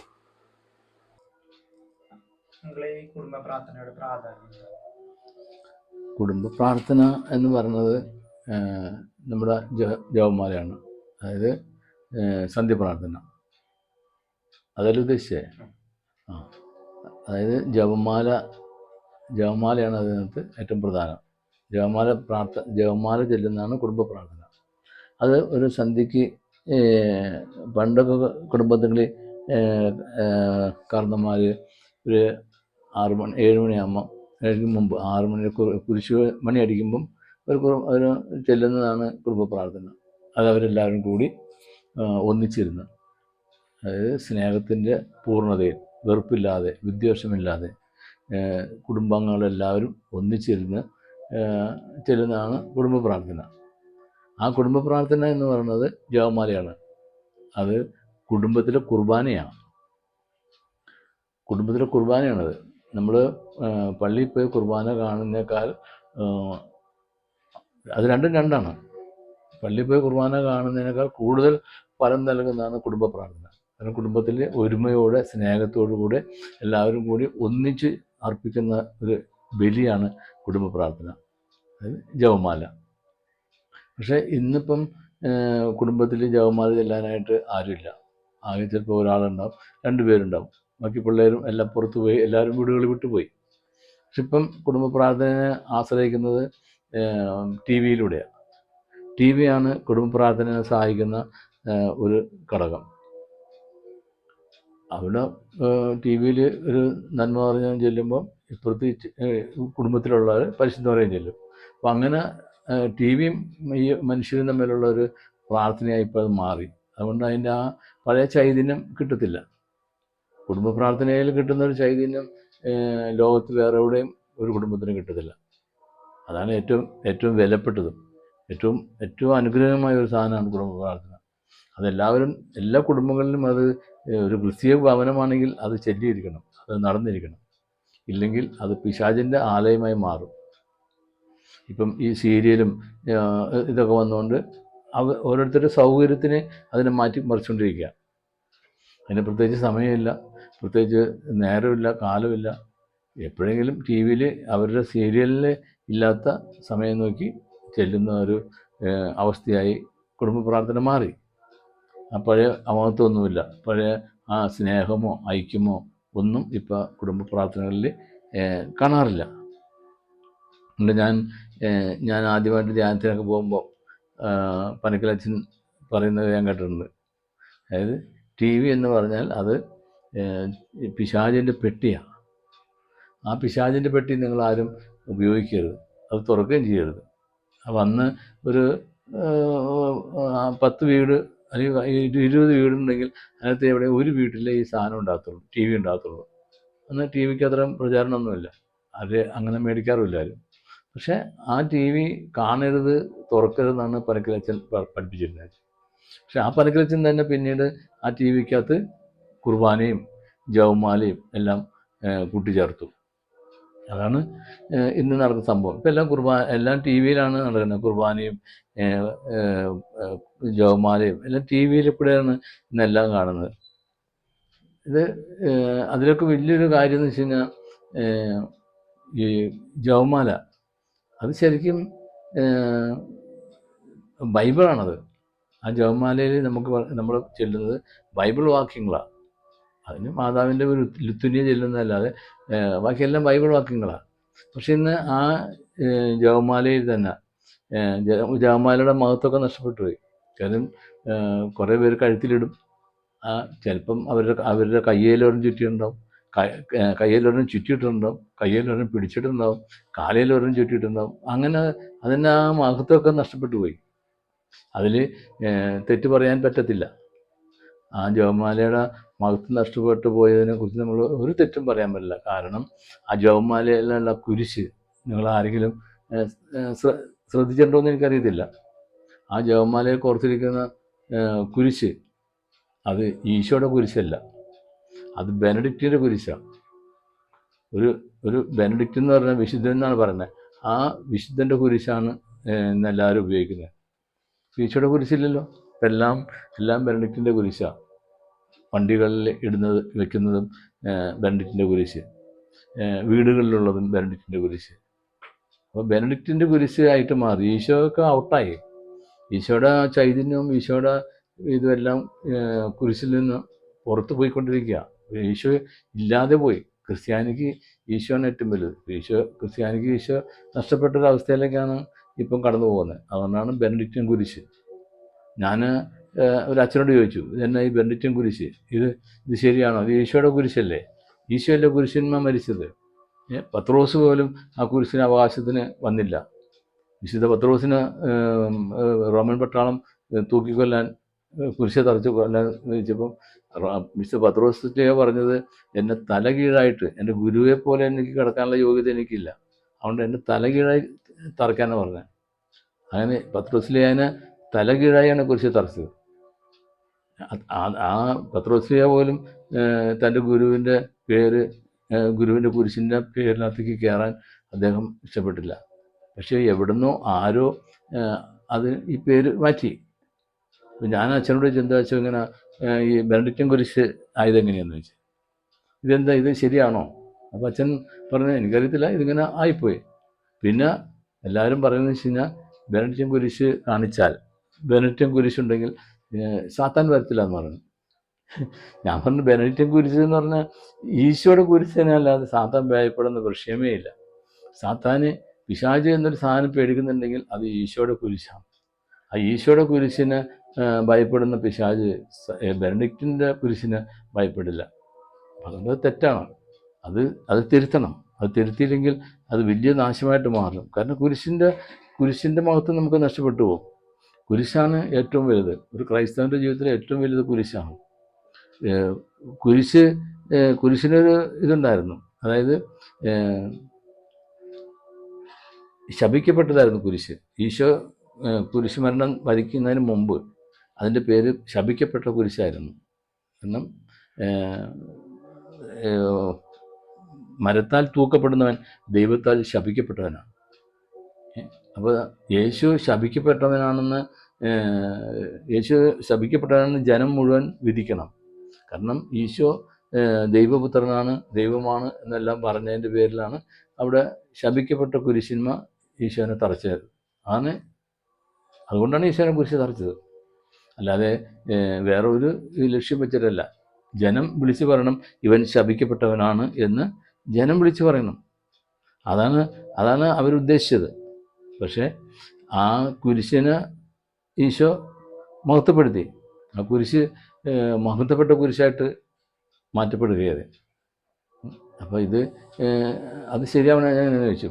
അച്ഛൻ പറഞ്ഞില്ല, അങ്ങനെയാണ് ഇപ്പോൾ എല്ലാവരും ഈ ബെനഡിക്റ്റിൻ കുരിശ് വെച്ച് കഴിഞ്ഞാൽ പിശാച് വരത്തില്ല, പിശാച് വിട്ടുപോകും, സാധാരണ ഓടിക്കാനുള്ള മാർഗം. അത് തെറ്റാണ്. ഞാൻ അച്ഛനോട് പറഞ്ഞു, നിങ്ങൾ സഭയെ നയിക്കുന്ന വൈദികരാണ്, അതിന് മെത്രാന്മാരുണ്ട്, കർദിനാളുണ്ട്, മാർപ്പാപ്പയുണ്ട്. ഇവരെല്ലാം ഉണ്ടായിട്ട് പോലും ഈശോ എന്ന ആ പദത്തെ, ആ ഈശോയുടെ മഹത്വത്തെ നഷ്ടപ്പെടുത്തി കളയാന്ന് പറഞ്ഞാൽ അത് ഏറ്റവും വലിയൊരു ശാപമാണ്. കാര്യം ക്രൈസ്തവ സഭ തന്നെ നിന്നു പോകും. ക്രൈസ്തവ സഭയിലെ തന്നെ ഇനി അതിൻ്റെ ആ മഹത്വമൊക്കെ നഷ്ടപ്പെട്ടു പോയിക്കൊണ്ടിരിക്കേണ്ട, ഇങ്ങനെ വലിയ താമസമില്ലാണ്ട് വിട്ടു പോവുകയും ചെയ്യും. കാരണം ഈ കുരിശ് അവസാനിപ്പിക്കണം. ഈ ബെനഡിക്റ്റിൻ കുരിശ് എടുത്തു മാറ്റണം. സഭയിൽ അങ്ങനെ ഒരു കുരിശുണ്ടാകാൻ പാടില്ല. ബെനഡിക്റ്റിൻ കുരിശുണ്ടാകാൻ പാടില്ല. ഈ കുരിശ് ഈശോയുടെയാണ്. ഈശോൻ്റെ കുരിശിന് വേറെ ഒരു അവകാശിയും ഉണ്ടാകാൻ പാടില്ല. പക്ഷേ ആ അവസ്ഥയൊക്കെ ഇന്ന് പോയി. അതാണ് കൊന്തയുടെ ഒക്കെ മഹത്വം എപ്പോഴോ നഷ്ടപ്പെട്ടു പോയി എന്നറിയോ. ഈ ബെനഡിക്റ്റിൻ കുരിശ് വന്നതോടെ ജപമാലയുടെ കൊന്തയുടെ എല്ലാം മഹത്വം നഷ്ടമായി. ഇപ്പോൾ ചുമ്മാ ആൾക്കാർ തൂക്കി പിടിച്ച് നടക്കുന്നുണ്ട്. നടക്കണ വഴി കൊന്തയിൽ കൊണ്ടുപോകണം, ബസ്സിലിരുന്ന് കൊന്തയില്ലെന്ന്. എപ്പോഴും കൊന്തയില്ലെന്ന ആൾക്കാരുണ്ട്. പക്ഷെ അത് വിശുദ്ധിയോടെയാണ് ആ കൊന്ത ജപമാല ചെല്ലേണ്ടത്. നമ്മുടെ ശ്രദ്ധകളൊന്നും വേറെ. അതാണ് കുടുംബത്തിലെ കുർബാനയാണ്. ഈ ജപമാല എന്ന് പറയുന്നത് കുടുംബത്തിൽ ചെല്ലുന്ന കുർബാനയാണത്. ആ കുർബാന അത്രയും പവിത്രമായിട്ട്, സ്വസ്ഥമായിട്ട്, ശാന്തമായിട്ട്, സമാധാനമായിട്ട്, സ്നേഹത്തോട് ചെല്ലേണ്ടതാണ് കുർബാന. ആ കുർബാന ആണ് കൊന്ത. ആ കൊന്ത ഇന്ന് റോട്ടിൽ കൂടി നടക്കുന്നവരെല്ലാം തൂക്കി നടപ്പുണ്ട്, ചെല്ലുന്നുണ്ട്. ബസ്സിൽ യാത്ര ചെയ്യുന്നവരെല്ലാം ഇതും വെച്ച് നടപ്പുണ്ട്. ഇത് ആരെ കാണിക്കാനാണോ എന്തിനാണോ എന്ന് എനിക്കറിയത്തില്ല. അതെല്ലാം ഒരു വലിയ തെറ്റാണത്. അതിൽ നിന്നൊക്കെ നമ്മൾ മാറണം. ജപമാലയൊക്കെ അതിൻ്റെ പരിശുദ്ധിയോടുകൂടി തന്നെ നമ്മൾ കാണണം. അതിൻ്റെ പരിശുദ്ധിയിൽ തന്നെ നമ്മൾ അതിനെ സ്വീകരിക്കുകയും വേണം. അതുകൊണ്ട് ഈ ബെനഡിക്റ്റിൻ കുരിശ് എന്നുള്ള ആ ഇത് എടുത്തു മാറ്റണം. ആ കുരിശ് ആ ബെനഡിക്റ്റിൻ കുരിശ് കളയണം. അതിന് കുരിശിൻ്റെ പുറകിൽ, ഈശോൻ്റെ കുരിശിൻ്റെ പുറകിൽ ബെനഡിക്റ്റിൻ്റെ ഒരു രൂപം കൂടി വെച്ചിട്ടുണ്ട്. അതാണ് ഏറ്റവും വലിയ സങ്കടം. ഇതിൻ്റെ ശാപം, ആ പാവം ബെനഡിക്റ്റ് എന്ന് പറഞ്ഞ ആ വ്യക്തി ഒരിക്കലും തിരിച്ചറിഞ്ഞിട്ടുണ്ടാവില്ല.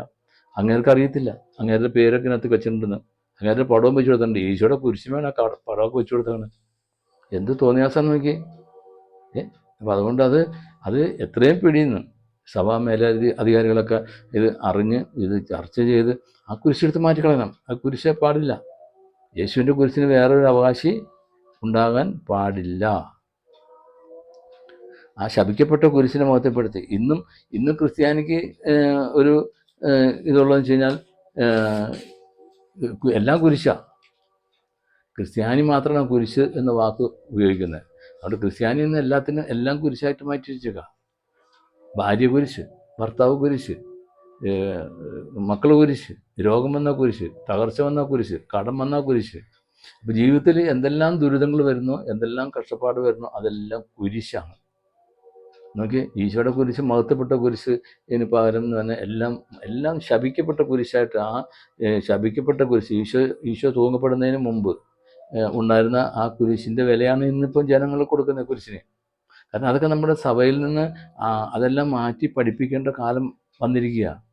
ഇനിയത്തെ തലമുറയ്ക്ക് അതൊക്കെ മാറ്റണം. കാര്യം ഇനിയത്തെ തലമുറയിൽ കാറ്റഗിസം ഒക്കെ പഠിപ്പിക്കുമ്പം അത് യേശുവിനെ വേണ്ടി മാത്രം, യേശുവിനെ മാത്രം പ്രൊജക്റ്റ് ചെയ്യണം.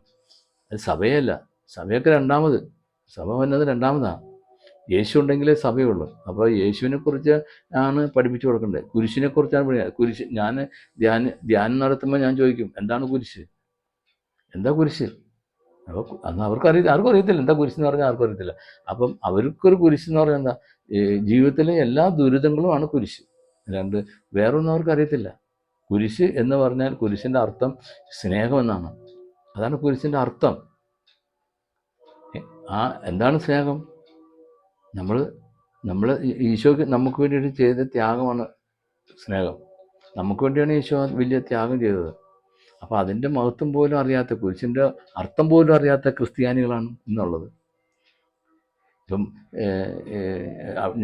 ഞാൻ നടത്തിയത് മദ്യപാന്മാർക്ക് വേണ്ടിയിട്ടാണ്, കുടിയന്മാർക്ക് വേണ്ടിയിട്ടാണ് ഞാൻ നടത്തിയത്. അപ്പം ഇവർ തന്നെ പറയും, ഇതാ വരുന്നു. എന്നോട് നേരിട്ട് പറഞ്ഞിട്ടുണ്ട്, വൈകുന്നേരം അമ്മ ഇതാ വരും, കുരിശ് വരും, കാണുമ്പേ തുറന്നു കുരിശ് വരുന്നു. കുരിശ് ആരാ? ഭർത്താവാ കുരിശ് കേട്ടോ. തന്നെ സ്നേഹമാണ് കുരിശിൻ്റെ അർത്ഥം എന്നവർ പറഞ്ഞ് പഠിപ്പിച്ചപ്പം ഞാൻ പറയും, നിങ്ങൾ ഭർത്താവ് വരുമ്പോൾ നിങ്ങൾ എന്താ പറയുന്നത്? കുരിശല്ല, സ്നേഹം. ആ സ്നേഹമാണ് നിങ്ങളെ ഭർത്താവിനോട് കാണിക്കേണ്ടത്, അല്ലെങ്കിൽ ആ സ്നേഹമാണ് മകനോട് കാണിക്കേണ്ടത്. അപ്പോൾ പിന്നെ അവരുടെ ആ ജീവിതത്തിൽ ഒരുപാട് മാറ്റങ്ങൾ സംഭവിക്കും. ഇതങ്ങനെയല്ല. ഇത് കാണുന്നതിനും പോകുന്നതിനും വരുന്നതിനും നഷ്ടപ്പെടുന്നതിനും കഷ്ടപ്പാടിനും എല്ലാം കുരിശായിട്ടാണ് നമ്മൾ കാണുന്നത്. അത് ശപിക്കപ്പെട്ട കുരിശാണ്. ആ ശപിക്കപ്പെട്ട കുരിശാണ് ഇന്നും ക്രൈസ്തവൻ ചുമക്കുന്നത്. അത് പാടില്ല. അതിൽ നിന്നൊക്കെ മാറ്റം വരുത്തണം. സഭ കുരിശിന് വേണ്ടി പഠിപ്പിക്കണം. യേശുവിനെ പഠിപ്പിക്കണം. യേശു മരിച്ചത് നമുക്ക് വേണ്ടിയാണ്. ആ കുരിശിൻ്റെ മഹത്വം നമ്മളെ പഠിപ്പിക്കണം. കുട്ടികളെല്ലാം പഠിപ്പിക്കണം. വേറൊന്നുമല്ല പഠിപ്പിക്കേണ്ടത്. കുരിശിനെക്കുറിച്ചും യേശുവിനെക്കുറിച്ചാണ് നമ്മുടെ കുഞ്ഞുമക്കളെ പഠിപ്പിക്കേണ്ടത്. മനസ്സിലായില്ലേ? ശപിക്കപ്പെട്ട കുരിശൊക്കെ തള്ളിക്കളഞ്ഞു. ശപിക്കപ്പെട്ട കുരിശൊക്കെ വിട്ടുപോയി. അതുകൊണ്ട് നമുക്ക് ക്രൈസ്തവൻ്റെ കുടുംബത്തിൽ എന്ത് പ്രശ്നം വന്നാലും കുരിശ് എന്നുള്ള ആ ശപിക്കപ്പെട്ട വാക്ക് എടുത്ത് മാറ്റണം. സ്നേഹമാക്കി മാറ്റണം. കുരിശിനെ സ്നേഹമാക്കി മാറ്റണം. അപ്പോഴാണ് ക്രൈസ്തവൻ്റെ ജീവിതത്തിൽ അനുഗ്രഹങ്ങൾ വരുത്തുള്ളൂ.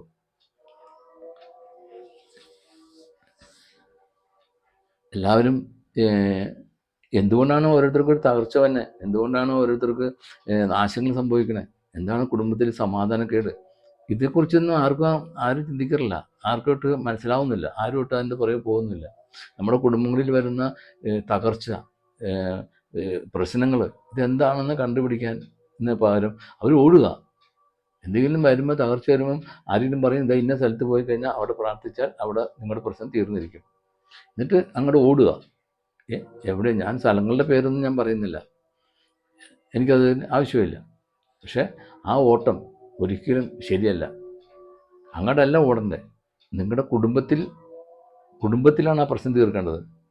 ഏറ്റവും പ്രധാനപ്പെട്ട കാര്യം കുടുംബ പ്രാർത്ഥനയിൽ, മനസ്സിലല്ലേ? കുടുംബത്തിലെ കുർബാനയിൽ സ്നേഹത്തോടെ സന്തോഷത്തോടെ നിങ്ങളുടെ പ്രശ്നങ്ങളെ അവതരിപ്പിക്കുക. ആ പ്രാർത്ഥനയിൽ, ആ കുടുംബ കുർബാനയിൽ, ജപമാലയിൽ അത് കുടുംബത്തിൽ സ്നേഹത്തോടെ അത് ചെയ്യുമ്പോൾ തന്നെ ഒത്തിരി പ്രശ്നങ്ങൾക്ക് പരിഹാരമാകും. ഇനി അതുമല്ല എങ്കിൽ നിങ്ങൾക്ക് ഒരു പള്ളിയിൽ പോയി തന്നെ പ്രാർത്ഥിക്കണമെന്നുണ്ടെങ്കിൽ നമുക്ക് ഇടവക പള്ളിയുണ്ട്. ആ ഇടവക പള്ളിയിലേക്ക് പോകാം. ആ ഇടവക പള്ളി ചെന്നിട്ട് അവിടെ ക്രൂശിത രൂപമുണ്ട്. ആ രൂപത്തിൻ്റെ മുമ്പിൽ നിന്നുകൊണ്ട് ഈശോയുടെ മുമ്പിൽ മൗനമായിട്ട് നമ്മുടെ ഹൃദയത്തിൽ സംസാരിക്കുക. ഈശോയോട് പ്രാർത്ഥിക്കുക. ഈശോയെ, എൻ്റെ പ്രശ്നങ്ങൾക്ക് പരിഹാരം കാണിച്ചു തരണമേ, അല്ലെങ്കിൽ എൻ്റെ കുടുംബത്തിൻ്റെ അവസ്ഥയ്ക്ക് മാറ്റം വരുത്തി തരണമേ എന്ന് നമ്മൾ കരഞ്ഞ് പ്രാർത്ഥിക്കണം. മനസ്സിലായില്ലേ? വേറെ ഒന്നും പോകരുത്. ധ്യാനം എന്ന് പറഞ്ഞാൽ എനിക്ക് ഏറ്റവും രസകരമായി തോന്നുന്നത്, ആർക്കും അറിയത്തില്ല ധ്യാനം എന്താണെന്ന്. ആർക്കും അറിയത്തില്ല. എന്തിനാ ധ്യാനം? നിങ്ങൾ എന്തിനാ ധ്യാനം കൂടാൻ പോണേ? അവരുടെ എല്ലാം വാക്ക് ധ്യാനം എന്ന് പറഞ്ഞാൽ പ്രശ്ന പരിഹാരമാണ്, രോഗശാന്തിയാണ്, കടം വീട്ടിലാണ്, കല്യാണം കഴിപ്പിക്കലാണ് മക്കളുടെ, ജീവിതത്തിലേക്ക് ലക്ഷ്യമാണ്. അതിനാണ് ധ്യാനത്തിനുമാണ്. അല്ല, ധ്യാനം എന്ന് പറഞ്ഞാൽ നമുക്ക് നമ്മുടെ വിശ്വാസത്തിൽ കുറവ് വരുമ്പം ആ വിശ്വാസത്തെ പുതുക്കുന്നതാണ് ധ്യാനം. ആ ദൈവവചനത്തിലൂടെ ഈശോയുടെ വചനം കൊടുത്ത് കഴിയുമ്പം ഈ നഷ്ടപ്പെട്ടു പോയ, കുറഞ്ഞുപോയ അവരുടെ വിശ്വാസം പുതുക്കപ്പെടും. പക്ഷേ ഇന്ന് ധ്യാനകേന്ദ്രങ്ങളിൽ ദൈവവചനം കൊടുക്കുന്നില്ല, ഈശോയുടെ വചനമല്ല. അവരെല്ലാം പറയുന്നത് പഴയ നിയമത്തിലെ വചനങ്ങളാണ്. പഴയ നിയമമാണ് ഇന്ന് ധ്യാനകേന്ദ്രങ്ങളിലെല്ലാം പറയുന്നത്. അപ്പം അതിനൊക്കെ ഒരു പുതിയ ചൈതന്യത്തിലേക്ക് വരണം. കാരണം ധ്യാനം എന്ന് പറയുന്നത് രോഗശാന്തി അല്ല. ഒരിക്കലും ധ്യാനം രോഗശാന്തി അല്ല. ധ്യാനത്തിൻ്റെ രോഗശാന്തി പ്രശ്നമേ ഇല്ല. അത് ആ വ്യക്തി ഈ ഈശോയുടെ വചനം കേട്ട് അവൻ്റെ ഹൃദയം ദൈവികമായിട്ട് മാറപ്പെടണം, ദൈവത്തോട് ചേരണം, ഈശോയോട് ചേരുമ്പോഴാണ് അവൻ്റെ രോഗങ്ങൾക്ക് പരിഹാരം, ശാശ്വത പരിഹാരം വരുന്നത്. അതെല്ലാം അവൻ്റെ ആവശ്യങ്ങൾ സാധിക്കുന്നത്. അവൻ്റെ ജീവിതത്തിലൊരു മാറ്റം സംഭവിക്കുമ്പോഴാണ് ദൈവകൃപ അവനിലേക്ക് ഒഴുകുന്നത്. അല്ലാതെ കണ്ട പ്രാർത്ഥന കേന്ദ്രങ്ങളിൽ പോയി തിരി കത്തിക്കാനും പത്രം വായിക്കാനും പത്രം കലക്കി കുടിക്കാനും അതൊന്നും അത് തെറ്റാണ്. അതൊക്കെ സാത്താൻ ഒരുക്കുന്ന കെണിയാണ്. ക്രൈസ്തവന് സാത്താൻ ഒരുക്കുന്ന കെണിയാണെന്ന് നിങ്ങൾ പൂർണ്ണമായിട്ടും മനസ്സിലാക്കിയിരിക്കുക. അല്ലാതെ അതിനകത്ത് വേറൊരു ഗുണവും ഇല്ല, ഒരു അനുഗ്രഹവും കിട്ടത്തില്ല. അവൻ്റെ ചതിക്കുഴിയാണ് ഇങ്ങനെയുള്ള സ്ഥലങ്ങൾ. ഈശോ എവിടെ പത്രം കലക്കി കുടിച്ച് രോഗം മാറ്റി കൊടുത്തതാണ്? ഈശോ പറഞ്ഞിട്ടുണ്ടോ പത്രം അരച്ചു കുടിക്കുക അല്ലെങ്കിൽ പത്രത്തിൽ കിടന്നുറങ്ങുക? ഇതൊന്നും ഈശോൻ്റെ ബാധിക്കുന്ന ക്രിസ്ത്യാനികളല്ല. അതുപോലെ തന്നെ സ്റ്റേജിൽ കയറ്റി എടുത്തുകൊണ്ട് ഈ പ്രാർത്ഥനയാണ്. അത് കള്ളസാക്ഷ്യങ്ങളാണ്. ആ വ്യക്തിക്ക് ഒരു അസുഖം ഉണ്ടാവുന്നില്ല. എന്നാൽ വിഷ്വലായിട്ട്, അതായത് കാണാൻ പറ്റുന്ന ഒരു രോഗശാന്തി നടത്തട്ടെ. എനിക്ക് തോന്നുന്നു ഒരു 2 വർഷം കൊണ്ടായിരുന്നു തന്നെ, 1 വർഷമോ 2 വർഷം കൊണ്ടായി. I2Iയിൽ സുനിൽ സാറ് ഒരു ഓഫർ വെച്ചു. ഈ ധ്യാന ഗുരുക്കന്മാരെല്ലാം വിളിച്ചു പറഞ്ഞു, അതായത് 2 വ്യക്തികളുടെ രോഗം സുഖപ്പെടുത്തി കൊടുക്കുക. ഒന്ന്, ഒരു മന്ത് ഉള്ള രോഗി, ഒരു കാലിൽ മന്തുള്ള രോഗി, ആ മന്ത് മാറ്റി കൊടുക്കുക. പിന്നെ 2, ഒരു മുറിച്ചുണ്ടൻ, ആ മുറിച്ചുണ്ട് അത് കൂട്ടിക്കൊടുക്കുക, സൗഖ്യപ്പെടുത്തുക. അത് വിഷ്വലാണ്, നമുക്ക് കാണാൻ പറ്റുന്നതാണ്. അത് ചെയ്തു കൊടുത്താൽ 1 കോടി രൂപ സുനിൽ സാറ് കൊടുക്കും, 50 ലക്ഷം ഷാജിസ് കറിയ കൊടുക്കും. അങ്ങനെ ഒരുപാട് പേരുടെ ഓഫർ ഉണ്ടായിരുന്നു. എല്ലാവരും കൂടി ഒരു 2-3 കോടി രൂപ ഈ അത്ഭുതം നടത്തുന്നവർക്ക് കിട്ടുമായിരുന്നു. പക്ഷേ സുനിൽ സാറ് എല്ലാവരും വിളിച്ചു പറഞ്ഞു, പനിക്കലച്ചനെ വിളിച്ചു പറഞ്ഞു, നായ്ക്കും പറമ്പിലച്ഛനെ വിളിച്ചു പറഞ്ഞു, വട്ടായി അച്ഛനെ വിളിച്ചു പറഞ്ഞു. അങ്ങനെ എല്ലാ പ്രമുഖരോടും, വളമനച്ഛനെ വിളിച്ചു പറഞ്ഞു, പൂവണ്ണനെ വിളിച്ചു പറഞ്ഞു. അങ്ങനെ എല്ലാവരെയും വിളിച്ചു പറഞ്ഞു. ധ്യാനം നടത്തുന്ന ധ്യാന ഗുരുക്കന്മാർ, അത്ഭുതങ്ങൾ പ്രവർത്തിക്കുന്ന എല്ലാ മനുഷ്യരെയും, ആത്മീയ ശുശ്രൂഷ ചെയ്യുന്നവരൊക്കെ, അതായത് ധ്യാനിപ്പിക്കുന്ന ആത്മീയരുണ്ട്, അവരെ വിളിച്ചു പറഞ്ഞു. എല്ലാവരും വിളിച്ചു പറഞ്ഞു, നിങ്ങൾ വരിക, ഇന്ന ദിവസം ഇത്ര മണിക്ക് ആണ് ഇത് നടത്തുന്നത്, നിങ്ങളുടെ സൗകര്യത്തിന്. പക്ഷേ ഒരാളും ചെന്നില്ല. കാരണം അത് നടക്കില്ലെന്ന് അവർക്കറിയാം. അങ്ങനെ ഒരാളുടെ രോഗം സൗഖ്യപ്പെടുത്താൻ ഉള്ള കഴിവ് അവർക്കില്ല എന്ന് അവർക്ക് തന്നെ അറിയാം. ഇതൊരു വലിയ സത്യമാണത്, മനസ്സിലായില്ലേ? അവർക്കറിയാം, അവർ പ്രാർത്ഥിച്ചാൽ മന്ത് മാറത്തില്ല, അവർ പ്രാർത്ഥിച്ചാൽ ആ ചുണ്ട് കൂടത്തില്ല. അതുകൊണ്ടല്ലേ അവർ പോവാഞ്ഞേ. ശരിക്കും അത് ഈശോയ്ക്ക് വേണ്ടിയിട്ടുള്ളൊരു വലിയൊരു വെല്ലുവിളിയല്ലായിരുന്നു. ഈശോയുടെ മുമ്പിലൊരു സാക്ഷ്യമല്ലായിരുന്നു അത്. ഈശോയ്ക്ക് വേണ്ടി അനേകരെ ഈശോയിലേക്ക് അടുപ്പിക്കുന്ന ഒരു സാക്ഷിയല്ലായിരുന്നു. അപ്പോൾ അതൊന്നും അവർക്ക് താല്പര്യമില്ല. ഈ കാണാത്ത, അതായത് വയറ്റുവേദന, നടുവേദന, തളർന്ന് നടക്കുന്ന അവസ്ഥ, ഇതെല്ലാം അത് അവരെ കൊണ്ടുവന്ന് പറയിപ്പിക്കുന്ന ഒരു സംഭവമാണ്. ഞാൻ ഇപ്പോൾ ഒരു കാര്യം ഓർക്കുന്നത്, മാർപ്പാപ്പ ഫ്രാൻസിസ് മാർപ്പാപ്പ രോഗമായിട്ട് കിടക്കുക. പുള്ളി മരണത്തോട് തന്നെ മല്ലടിച്ചുകൊണ്ടിരിക്കുക. ഏത് സമയം മരിക്കാവുന്ന ഒരവസ്ഥയിൽ വന്നു. അപ്പം ഈ നമ്മുടെ കേരളത്തിലുള്ള ഒരു പ്രാർത്ഥനക്കാരനും ഒരു അത്ഭുത സിദ്ധിക്കാരനും ആ മാർപ്പാപ്പയ്ക്ക് വേണ്ടി പ്രാർത്ഥിക്കാൻ തയ്യാറായിരുന്നില്ല. ഞാനൊരു ദിവസം ഈശോയോട് പ്രാർത്ഥിച്ചു. ഞാനെന്ന് വെച്ച് കഴിഞ്ഞാൽ, ഞാൻ എന്നിട്ട് കുർബാന കഴിഞ്ഞിട്ട് രാവിലെ I2Iയിൽ സുനിൽ സാറിനെ വിളിച്ചു. ഞാൻ പറഞ്ഞു, സാർ ഇന്നാരെ മാർപ്പാപ്പയ്ക്ക് വേണ്ടിയിട്ട് പ്രാർത്ഥിക്കാൻ നമ്മുടെ ഇവിടുത്തെ അത്ഭുത സിദ്ധിക്കാർക്ക് പറ്റുന്നില്ല, അവരെല്ലാം ഉപേക്ഷിച്ചിട്ടേക്കാണ്. അപ്പം ഞാൻ മാർപ്പാപ്പയ്ക്ക് വേണ്ടി ഇന്ന് പ്രാർത്ഥിക്കാൻ പോവാം. നാളെ അതിൻ്റെ അവകാശം പറഞ്ഞുകൊണ്ട് വേറെ ആരും വരരുത്, വന്നാൽ അത് സാറ് അതിനെ നോക്കണം. ഞാൻ ഇന്ന് പ്രാർത്ഥിക്കുകയാണ്, മാർപ്പാപ്പ രക്ഷപ്പെടും. ഞാൻ പറഞ്ഞു, ഈശോയോട് ഞാൻ പ്രാർത്ഥിച്ചു. 2 ദിവസത്തിനുള്ളിൽ മാർപ്പാപ്പ സുഖം പ്രാപിച്ചു, പോരുകയും ചെയ്തു. പക്ഷെ മാർപ്പാപ്പ മരിച്ചു. അത് ഈ രോഗത്തിലല്ല, അത് മാർപ്പാപ്പ മരിച്ചത് അറ്റാക്കോ അങ്ങനെ എന്തൊരു രോഗം. ഈ മാർപ്പാപ്പ ആശുപത്രി കിടന്ന രോഗത്തിലല്ല മാർപ്പാപ്പ മരിച്ചത്, മനസ്സിലല്ലേ? അത് വേറെ അറ്റാക്ക് അങ്ങനെയുള്ള കാര്യങ്ങളിലാണ് മാർപ്പാപ്പ മരിച്ചത്. അപ്പം ഇതിനൊന്നും ആർക്കും താല്പര്യമില്ല, ഇതൊന്നും ചെയ്യാൻ അവർക്ക് താല്പര്യം. കാര്യം അത് നടക്കില്ലെന്ന് അവർക്കറിയാം. അവർ ചെയ്താൽ അത് നടക്കില്ല എന്ന് അവർക്ക് പൂർണ്ണമായിട്ടും ബോധ്യമുണ്ട്. അതുകൊണ്ടാണ് അവരത് വിട്ടുകളഞ്ഞത്. ഇല്ലെങ്കിൽ ആൾക്കാർ ആരൊക്കെ പറഞ്ഞു, നിങ്ങൾക്ക് റോമിൽ പോകാനുള്ള കാശ് തരാം, നിങ്ങൾ പ്രാർത്ഥിക്കുക, മാർപ്പാപ്പയോട് പ്രാർത്ഥിക്കുക, മറ്റുള്ള കാലിന് വേണ്ടി പ്രാർത്ഥിക്കുക, മുട്ട് കുത്താൻ പറ്റുന്നില്ല, നടക്കാൻ മേല. പക്ഷേ ആരാ അതിനു വേണ്ടി പോകുന്നത്? ആരതിന് വേണം? നമ്മളൊക്കെ എന്ന് പറഞ്ഞാൽ 7ാം കൂലികളാണ്. നമുക്കൊന്നും അതിനുള്ള സ്റ്റാൻഡേർഡ് ഇല്ല. അതുകൊണ്ട് നമുക്കൊന്നും അത് പോകാനും പറ്റത്തില്ല. സ്റ്റാൻഡേർഡ് ഉള്ളവർ എന്ത് ചെയ്യും? ഒളിച്ചു കളിക്കും. കാരണം അവർക്ക് അത് ചെയ്യാൻ പറ്റത്തില്ല. അതുകൊണ്ട് ഈ രോഗശാന്തിയല്ല ധ്യാനം. ധ്യാനം എന്ന് പറഞ്ഞാൽ നമ്മുടെ വിശ്വാസത്തിൽ കുറവ് വരുമ്പോൾ അതിനെ പുതുക്കുന്നതാണ് ധ്യാനം. ഇനിയെങ്കിലും അത് നിങ്ങൾ മനസ്സിലാക്കുക. അതുപോലെ തന്നെ അനാവശ്യമായ കാശുകൾ കൊടുത്തിട്ട്, അത് പൈസ കൊടുത്ത് പ്രാർത്ഥിക്കാൻ പാടില്ല. അപ്പസ്തോല പ്രവർത്തനം തന്നെ പറഞ്ഞിട്ടുണ്ട്, ദൈവത്തിൻ്റെ കൃപയെ കാശ് കൊടുത്ത് മേടിക്കാൻ പാടില്ല. അത് ഒരു ശാപം, കൊടുക്കുന്നവനും ശാപമാണ്, അത് മേടിക്കുന്നവനും ശാപമാണ്. അതുകൊണ്ട് പൈസ കൊടുത്തൊന്നും നിങ്ങൾ പ്രാർത്ഥിക്കരുത്. പൈസ കൊടുത്ത് ആരും പ്രാർത്ഥിക്കാൻ പാടില്ല. പൈസ എന്ന് പറയുന്നത് മാമോന, അവൻ പിശാച. അത് നമ്മുടെ ദൈനംദിന ആവശ്യങ്ങൾക്ക് ഉപകരിക്കുന്നതാണ് പൈസ. അല്ലാണ്ട് പൈസ കൊടുത്തിട്ട് രോഗശാന്തി മേടിക്കാനോ പൈസ കൊടുത്തിട്ട് അത്ഭുതങ്ങൾ നടത്താനോ ഒന്നും പോകരുത്. അവിടെ ഒന്നും പ്രസക്തിയില്ല. അതൊക്കെ ശാപമാണ്. നമ്മുടെ ഈ ലോകം ഇന്നിപ്പോൾ നശിച്ചുകൊണ്ടിരിക്കുന്നതിൻ്റെ ഏറ്റവും വലിയ കാരണം ഇതൊക്കെയാണ്. പൈസ കൊടുത്ത് പ്രാർത്ഥിക്കുന്നു. ഈ ജപമാലയിൽ ഈശോയുടെ കുരിശൊക്കെ നഷ്ടപ്പെട്ടു. അത് ബെനഡിക്റ്റിൻ്റെ കുരിശായി. കുടുംബം നശിച്ചുകൊണ്ടിരിക്കുന്നു. കുടുംബത്തിൽ തകർച്ചകൾ വരുന്നു.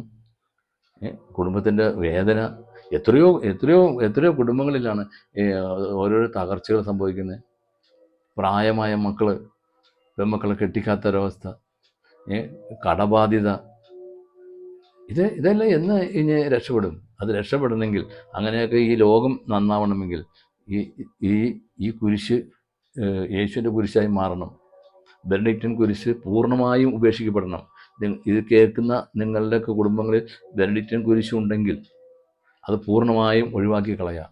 നിങ്ങളുടെ ജപമാലയിൽ കൊന്തയിൽ ബെനഡിക്റ്റിൻ കുരിശാണ് കിടക്കണമെങ്കിൽ അത് എടുത്തു കളയാം. എന്നിട്ട് ഈശോയുടെ കുരിശ്, യേശുവിൻ്റെ കുരിശ്, നമ്മുടെ രക്ഷകനായ യേശുവിൻ്റെ കുരിശ്, അതിനെയാണ് സ്വീകരിക്കേണ്ടത്. അതാണ് ജപമാല, അതാണ് കുടുംബ പ്രാർത്ഥന, അതാണ് കുടുംബത്തിലെ കുർബാന. ഇതില്ലെങ്കിൽ കുടുംബത്തിൽ കുർബാനയില്ല. അതിൻ്റെ പേര് വേറെന്തെങ്കിലുമൊക്കെ ആയിട്ട് വരും. അതിന് ടി വിയിലുള്ള ഈ കുടുംബ പ്രാർത്ഥനയിൽ പങ്കെടുക്കുക. അതിനേക്കാൾ നല്ലത് ഒറ്റയ്ക്കുള്ളെങ്കിൽ ഒറ്റയ്ക്ക് തന്നെ ഇരുന്ന് ഈശോയുടെ മുമ്പിൽ നിന്ന് ചൊല്ലുക. അല്ലാണ്ട് അതിനകത്ത് ടി വിനെ കണക്ട് ചെയ്തിട്ട് ഒരിക്കലും ഇത് കുടുംബ പ്രാർത്ഥന നടത്തരുത്. ഞാൻ എനിക്കറിയാവുന്ന എല്ലാവരോടും പറയും, ചെയ്യരുത്. നമ്മളൊരു നിശ്ചിത സമയം വയ്ക്കുക. ആ സമയത്ത് കുടുംബ പ്രാർത്ഥന ചൊല്ലുക. അവിടെ സീരിയലോ സിനിമയോ ഒക്കെ ഉണ്ടെങ്കിൽ അത് മാറ്റി വയ്ക്കുക. അതിനേക്കാളൊക്കെ വലുതാണ് നമ്മുടെ കുടുംബത്തിനുള്ള കുർബാന. അതുകൊണ്ട് ആ കുടുംബ പ്രാർത്ഥന എന്ന് പറഞ്ഞാൽ കുടുംബത്തിൽ കുർബാനയാണ്. അതിന് ഏറ്റവും മഹത്വത്തോടെ, ഏറ്റവും സ്നേഹത്തോടുകൂടി, ഒരുമയോടുകൂടി ചെല്ലുന്നതാണ് ജപമാല. ഈ ജപമാല ഇങ്ങനെ കോർത്തിണക്കി കൂട്ടിക്കെട്ടിയിട്ടേക്കണത് അത് നമ്മൾക്ക് കഴുത്തിലിട്ട് നടക്കാൻ വേണ്ടിയിട്ട് മാത്രമല്ല. കഴുത്തിലിടാൻ സൗകര്യത്തിനല്ല അതങ്ങനെ കെട്ടിയിരിക്കുന്നത്. ജപമാല കെട്ടിയിരിക്കുന്നതെന്ന് വെച്ച് കഴിഞ്ഞാൽ അത് സ്നേഹമാണ്, ഒരുമയറിയണം. ആ 50 മണി ജപം, 50 മണി മുത്തുമണികളെല്ലാം, 55 മുത്തുമണികളെല്ലാം ചേർത്ത് വെച്ചിട്ട് ഒറ്റ ചരടയിൽ കൂട്ടിച്ചേർത്തതാണ് ജപമാല. അതാണ് സ്നേഹം, അതാണ് ജപമാലയുടെ അർത്ഥം. ഇപ്പം ആ അർത്ഥം അതുപോലും അറിയത്തില്ല. എന്താണ് ജപമാല എന്ന് വെച്ചാൽ അതുപോലെ അറിയത്തില്ലാത്ത ആൾക്കാരെ ഈ കയ്യെ പിടിച്ച് തൂക്കി പിടിച്ചുകൊണ്ട് ഇത് നടക്കണം. സത്യത്തിൽ ദേഷ്യം വരും ഇതൊക്കെ കാണുമ്പോൾ, ഈ പ്രകടനങ്ങളെ കാണുമ്പോൾ. ആർക്ക് വേണ്ടി, എന്തിനു വേണ്ടിയാണ് ഈ തൂക്കി പിടിച്ച് നടക്കുന്നത്? ഈ ചന്ത വഴിയും റോഡ് വഴിയും ബസ് സ്റ്റാൻഡ് വഴിയും ബസ്സിൽ വഴിയും എല്ലാം ഈ കൊന്തയും തൂക്കി പിടിച്ചിട്ട് ഇങ്ങനെ നടക്കുക.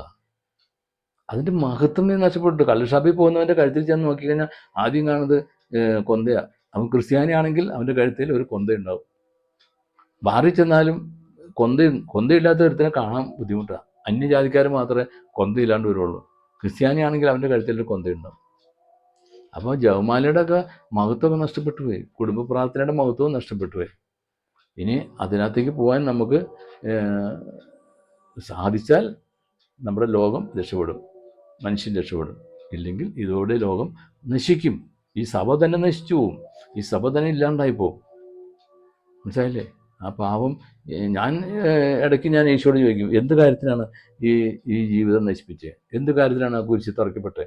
എന്ത് കാര്യത്തിലാണ് ഇത്ര വലിയ ഭാരം ചുവന്നത്? നമ്മൾ കാണുന്ന കുരിശല്ല, കുരിശ് കാണുന്ന ഈശോ അല്ല ഈശോയുടെ അവസ്ഥ. ഈശോയുടെ പീഡാസഹനം എന്ന് പറഞ്ഞാൽ ദയനീയമാണ്, ഭയങ്കരമാണ്.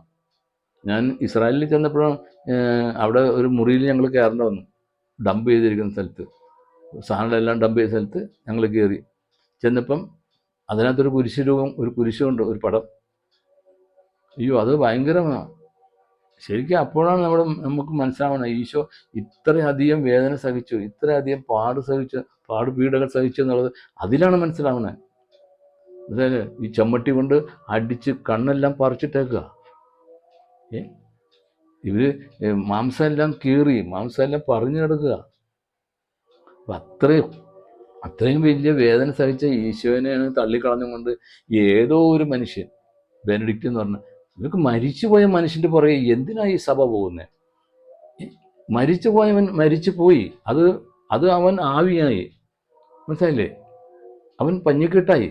ഇപ്പം എന്തിനാ വെറുതെ അവൻ്റെയൊക്കെ പേര് പറഞ്ഞ് അങ്ങനത്തെ പേര് പോലും ഉണ്ടാവില്ല. മരിച്ച പിന്നെ അവന് പേരില്ല. എന്ത് കാര്യത്തിനാണ് സഭ ഇങ്ങനെ ഒരു ഇത് വയ്ക്കുന്നത്? കർത്താവിൻ തള്ളിക്കളഞ്ഞുകൊണ്ട് വല്ലവനെയൊക്കെ കയറ്റി കുരിശിപ്പ കയറ്റി വെക്കാന്ന് പറഞ്ഞാൽ അത് വലിയൊരു അനീതിയാണ് ചെയ്യുന്നത്. ഞാൻ എൻ്റെ അറിവുകൊണ്ട് പറഞ്ഞാണ്. നിങ്ങൾക്ക് സൗകര്യം ഉണ്ടെങ്കിൽ അത് കേൾക്കുക, ഇല്ലെങ്കിൽ നിങ്ങൾ തള്ളിക്കളയുക. പിന്നെ എനിക്കിത് ഇത്രയും അതിനകത്ത് ഈശോയെക്കുറിച്ച്, ഈ കുടുംബ പ്രാർത്ഥനയെക്കുറിച്ച് എനിക്ക് പറയാൻ ഉള്ളൂ. ഇനി പറഞ്ഞാൽ അത് ഒരുപാട് സമയം പോകും. അതുകൊണ്ട് അത് എത്താം. പിന്നെ ഞാനീ പറയുന്ന കാര്യങ്ങൾ, ഞാനീ ചെയ്ത വീഡിയോകൾ നിങ്ങൾക്ക് ഇഷ്ടമുണ്ടെങ്കിൽ നിങ്ങൾ അത് സ്വീകരിക്കുക, കേൾക്കുക, ഇല്ലെങ്കിൽ നിങ്ങൾ തള്ളിക്കളഞ്ഞേക്കുക. പക്ഷെ ഒരുത്തനും എന്നോട് ഇതിന് ചോദ്യങ്ങൾ ചോദിച്ചോ, എന്നെ ചീത്ത പറയാനോ, എന്നെ കുറ്റം പറയാനോ വരരുത്. കാര്യം എനിക്കിതൊരു ബിസിനസ്സല്ല. എനിക്കിത് വിറ്റ് കാശാക്കേണ്ട കാര്യമില്ല. എനിക്ക് ഇതിൻ്റെ പേരിലൊരു പേര് വരുമേ എനിക്ക് ഉണ്ടാക്കേണ്ട കാര്യമില്ല. അതുകൊണ്ട് ആരും എൻ്റെ അടുത്തേക്ക് ഇതിന് കമൻ്റായിട്ട് വരരുത്. അന്വേഷിക്കണോ, തെളിവ് കൊടുക്കണോ, അല്ലെങ്കിൽ ഇതൊക്കെ ഇപ്പോൾ മരിച്ചവനെ ഉയർപ്പിച്ചു എന്ന് പറഞ്ഞു അതിന് തെളിവുണ്ടോ, അല്ലെങ്കിൽ ഞങ്ങൾ കാണിച്ച്, അതൊന്നും എന്നെ അന്വേഷിച്ച് വരണം. എനിക്കതൊന്നും ബാധകമേ അല്ല.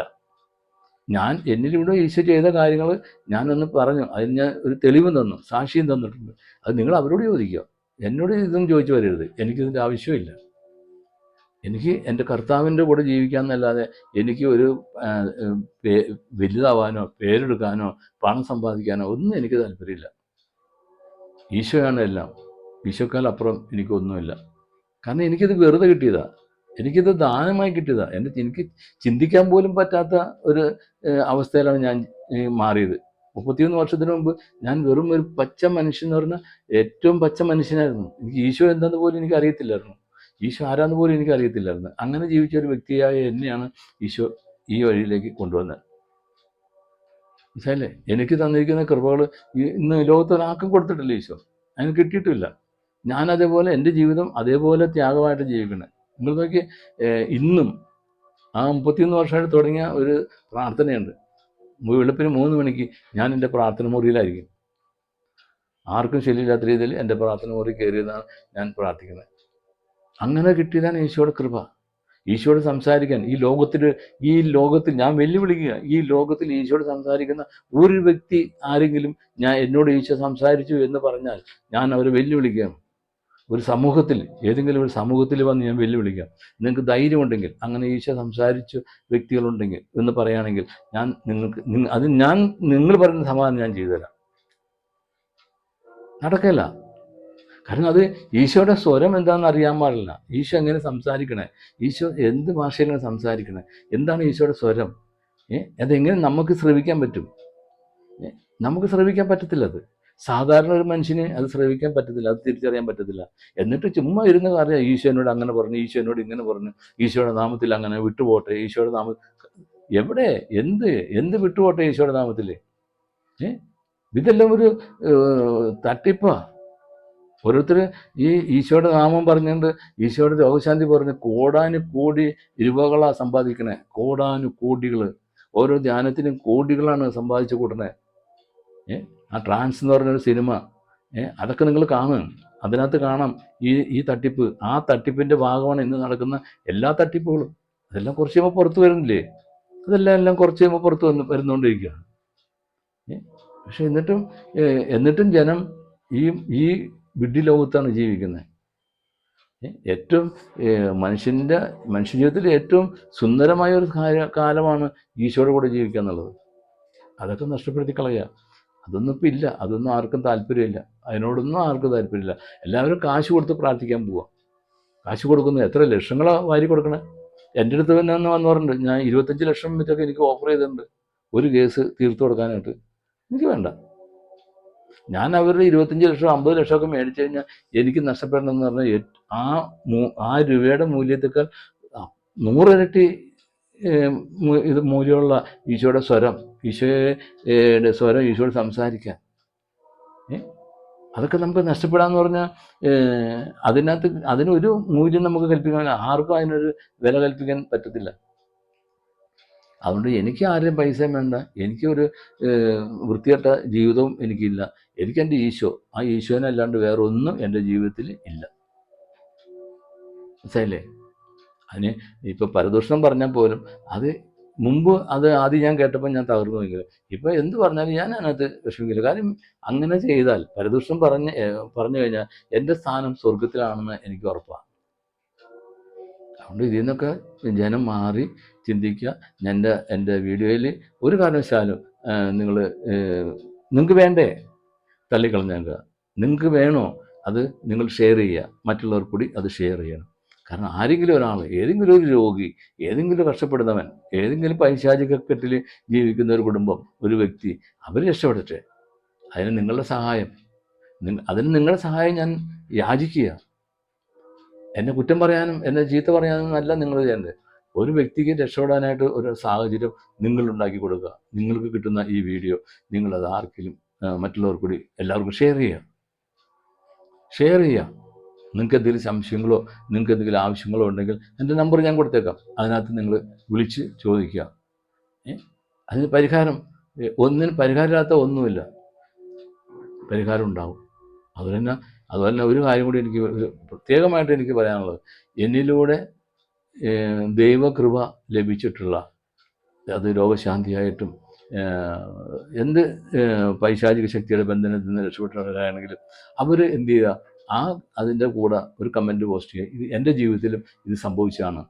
ഈ മനുഷ്യനിലൂടെ എനിക്കും കിട്ടിയതാണ് ഈ രോഗശാന്തി, എനിക്കും കിട്ടിയതാണ് ഈ പിശാചിൻ്റെ ബന്ധനത്തിൽ നിന്നുള്ള മോചനം. എൻ്റെ കുടുംബം രക്ഷപ്പെട്ടത് ഇദ്ദേഹത്തിലൂടെയാണ്. ഈശോ കാണിച്ചു തന്ന വഴികളിലൂടെ ഞാൻ പോയി, ഈശോയാണ് എനിക്കതിൽ നിന്ന് രക്ഷപ്പെടുത്തി തന്നത്. അപ്പോൾ അങ്ങനെ നിങ്ങൾക്ക് നിങ്ങളുടെ അനുഭവങ്ങൾ നിങ്ങൾക്ക് ഷെയർ ചെയ്യാൻ പറ്റുമെങ്കിൽ അത് ചെയ്യുക. അതാണ് ഈശോയ്ക്ക് നിങ്ങൾക്ക് കൊടുക്കാനുള്ള പ്രതിഫലം. അല്ലാണ്ട് എനിക്ക് നിങ്ങൾ ആരും പ്രതിഫലം തരണ്ട, കോടികളും വേണ്ട, ലക്ഷങ്ങളും വേണ്ട. എനിക്ക് വേണ്ടത് ഈശോയാണ്. എൻ്റെ ഈശോയ്ക്ക് വേണ്ടിയിട്ടാണ് ഞാൻ ഇതൊക്കെ ചെയ്യുന്നത്, അല്ലാണ്ട് എൻ്റെ കഴിവല്ല. ഞാൻ നിങ്ങളെപ്പോലെ, നിങ്ങളിൽ നിന്ന് താഴ്ന്ന, നിങ്ങളെക്കാളൊക്കെ ഒത്തിരി താഴ്ന്ന ഒരു വ്യക്തിയാണ് ഞാൻ. എനിക്ക് അതുകൊണ്ട് ഒരു സമ്പത്തും വേണ്ട, ഒരിതും വേണ്ട. എൻ്റെ പെൻഷനുണ്ട്. നമ്മൾ എല്ലാവരും ഈ പള്ളിയിൽ പോകുന്നുണ്ട്, പ്രാർത്ഥിക്കാൻ പോകുന്നുണ്ട്, ഇല്ലേ? എല്ലാവരും ഭക്തിയോടുകൂടി ജീവിക്കുന്ന ആൾക്കാരുണ്ട്. അതൊക്കെ പ്രകടിപ്പിക്കാൻ കഴിയും, പക്ഷേ അത് പ്രവർത്തിക്കാൻ കഴിയില്ല. അതല്ലേ? പ്രാർത്ഥിച്ചാൽ പോരാ, പ്രവർത്തിക്കാൻ വേണം. എങ്കിലാണ് ദൈവകൃപയിലേക്ക് വരുള്ളൂ, എങ്കിലാണ് നമ്മുടെ കുടുംബം രക്ഷപ്പെടുള്ളൂ. ആരെങ്കിലും ഒരു 10 രൂപ ഏതെങ്കിലും പാവപ്പെട്ടവനെ സഹായിക്കുമോ? എനിക്കറിയത്തില്ല, ഞാൻ കണ്ടിട്ടില്ല. എന്നെ സംബന്ധിച്ച് എൻ്റെ വരുമാനത്തിൽ എനിക്ക് ശമ്പളം ഉണ്ടായ സമയത്തും ഞാൻ നല്ലൊരു പൈസ പാവപ്പെട്ടവർക്ക് കൊടുക്കുന്നു. എത്രയോ പാവപ്പെട്ട കുട്ടികളുണ്ട്, അവരെല്ലാം പഠിപ്പിക്കുന്നു. എനിക്ക് പറ്റുന്നത് എല്ലാ മാസവും അന്ന് ഞാൻ കൊടുത്തിരുന്നത് 300 രൂപ. എന്നാൽ 10-12 പേര് 15 പേരോളം എനിക്കുണ്ടായിരുന്നു. എനിക്ക് കിട്ടുന്ന ആ ശമ്പളം കൊണ്ട് വേറെ വരുമാനങ്ങളൊന്നും എനിക്കില്ല. അതിൽ നിന്ന് എല്ലാ മാസവും അവർക്കുള്ള വീതം കൊടുത്തിട്ട് എൻ്റെ കുടുംബത്തിൽ ഞാൻ അരി മേടിക്കുകയുള്ളൂ. ഇന്ന് എനിക്ക് കിട്ടുന്ന പെൻഷനിൽ 1/3 ഭാഗം ഇവർക്കുള്ളതാണ്. 1/3 ഭാഗം അത് ഒറീസ മുതലുള്ള ഇങ്ങോട്ട് പോരുക. പാവപ്പെട്ടവർക്ക് പഠിക്കാനും മരുന്നിനും ഉള്ള പൈസയായിട്ട് പോകാം. ഇതൊന്നും വെറുതെ പറയണമല്ല, നിങ്ങൾ അന്വേഷിച്ച് നോക്കിയോ. ഒരുപാട് പേർക്ക് എന്നെക്കൊണ്ട് വരുന്ന എല്ലാ മാസവും 1-ാം തീയതി എന്നൊരു ദിവസം ഉണ്ടെങ്കിൽ പള്ളിയിൽ പോയി കുർബാനയും കഴിഞ്ഞ് ഞാനവിടെ വന്നിട്ട് ആദ്യം ചെയ്യുന്നത് എല്ലാവരുടെ അക്കൗണ്ടിലേക്ക് ആ പൈസ അയച്ചു കൊടുക്കുക. എൻ്റെ പെൻഷൻ തുക അതിൻ്റെ 1/3 ഭാഗം ആര് ചെയ്യും? എല്ലാവരും അത് കൂട്ടുക. ആ 1/3 ഭാഗം ഞാൻ കൊടുക്കുമ്പോൾ എൻ്റെ ഈശോയ്ക്കാണ് ഞാൻ കൊടുക്കണേ. ഈ ചെറിയവന് ചെയ്യുന്നത് അത് എനിക്ക് തന്നെയാണെന്ന് പറയണേ. ആ ഈശോയ്ക്ക് ചെയ്യാതെ നമ്മൾ എന്ത് ചെയ്തിട്ട് എന്താ കാര്യം? എന്ത് സമ്പാദിച്ചിട്ട് എന്താ കാര്യം? ആരെങ്കിലും കൊണ്ടുപോകുമോ? 10 രൂപ ഈ മരിക്കാൻ നേരത്ത് കൊണ്ടുപോകുമോ? 1 സെൻറ്റ് ഭൂമി കൊണ്ടുപോകുമോ? ഇല്ലല്ലോ. പിന്നെ എന്തിനാ ഈ കഷ്ടപ്പാട്? വല്ലവൻ്റെ ഭൂമിക്കും വല്ലവൻ്റെ അതിർവ് ആന്താനും ഇതൊന്നും പോകരുത്. അതൊന്നും മരിക്കുമ്പോൾ കൊണ്ടുപോകത്തില്ല.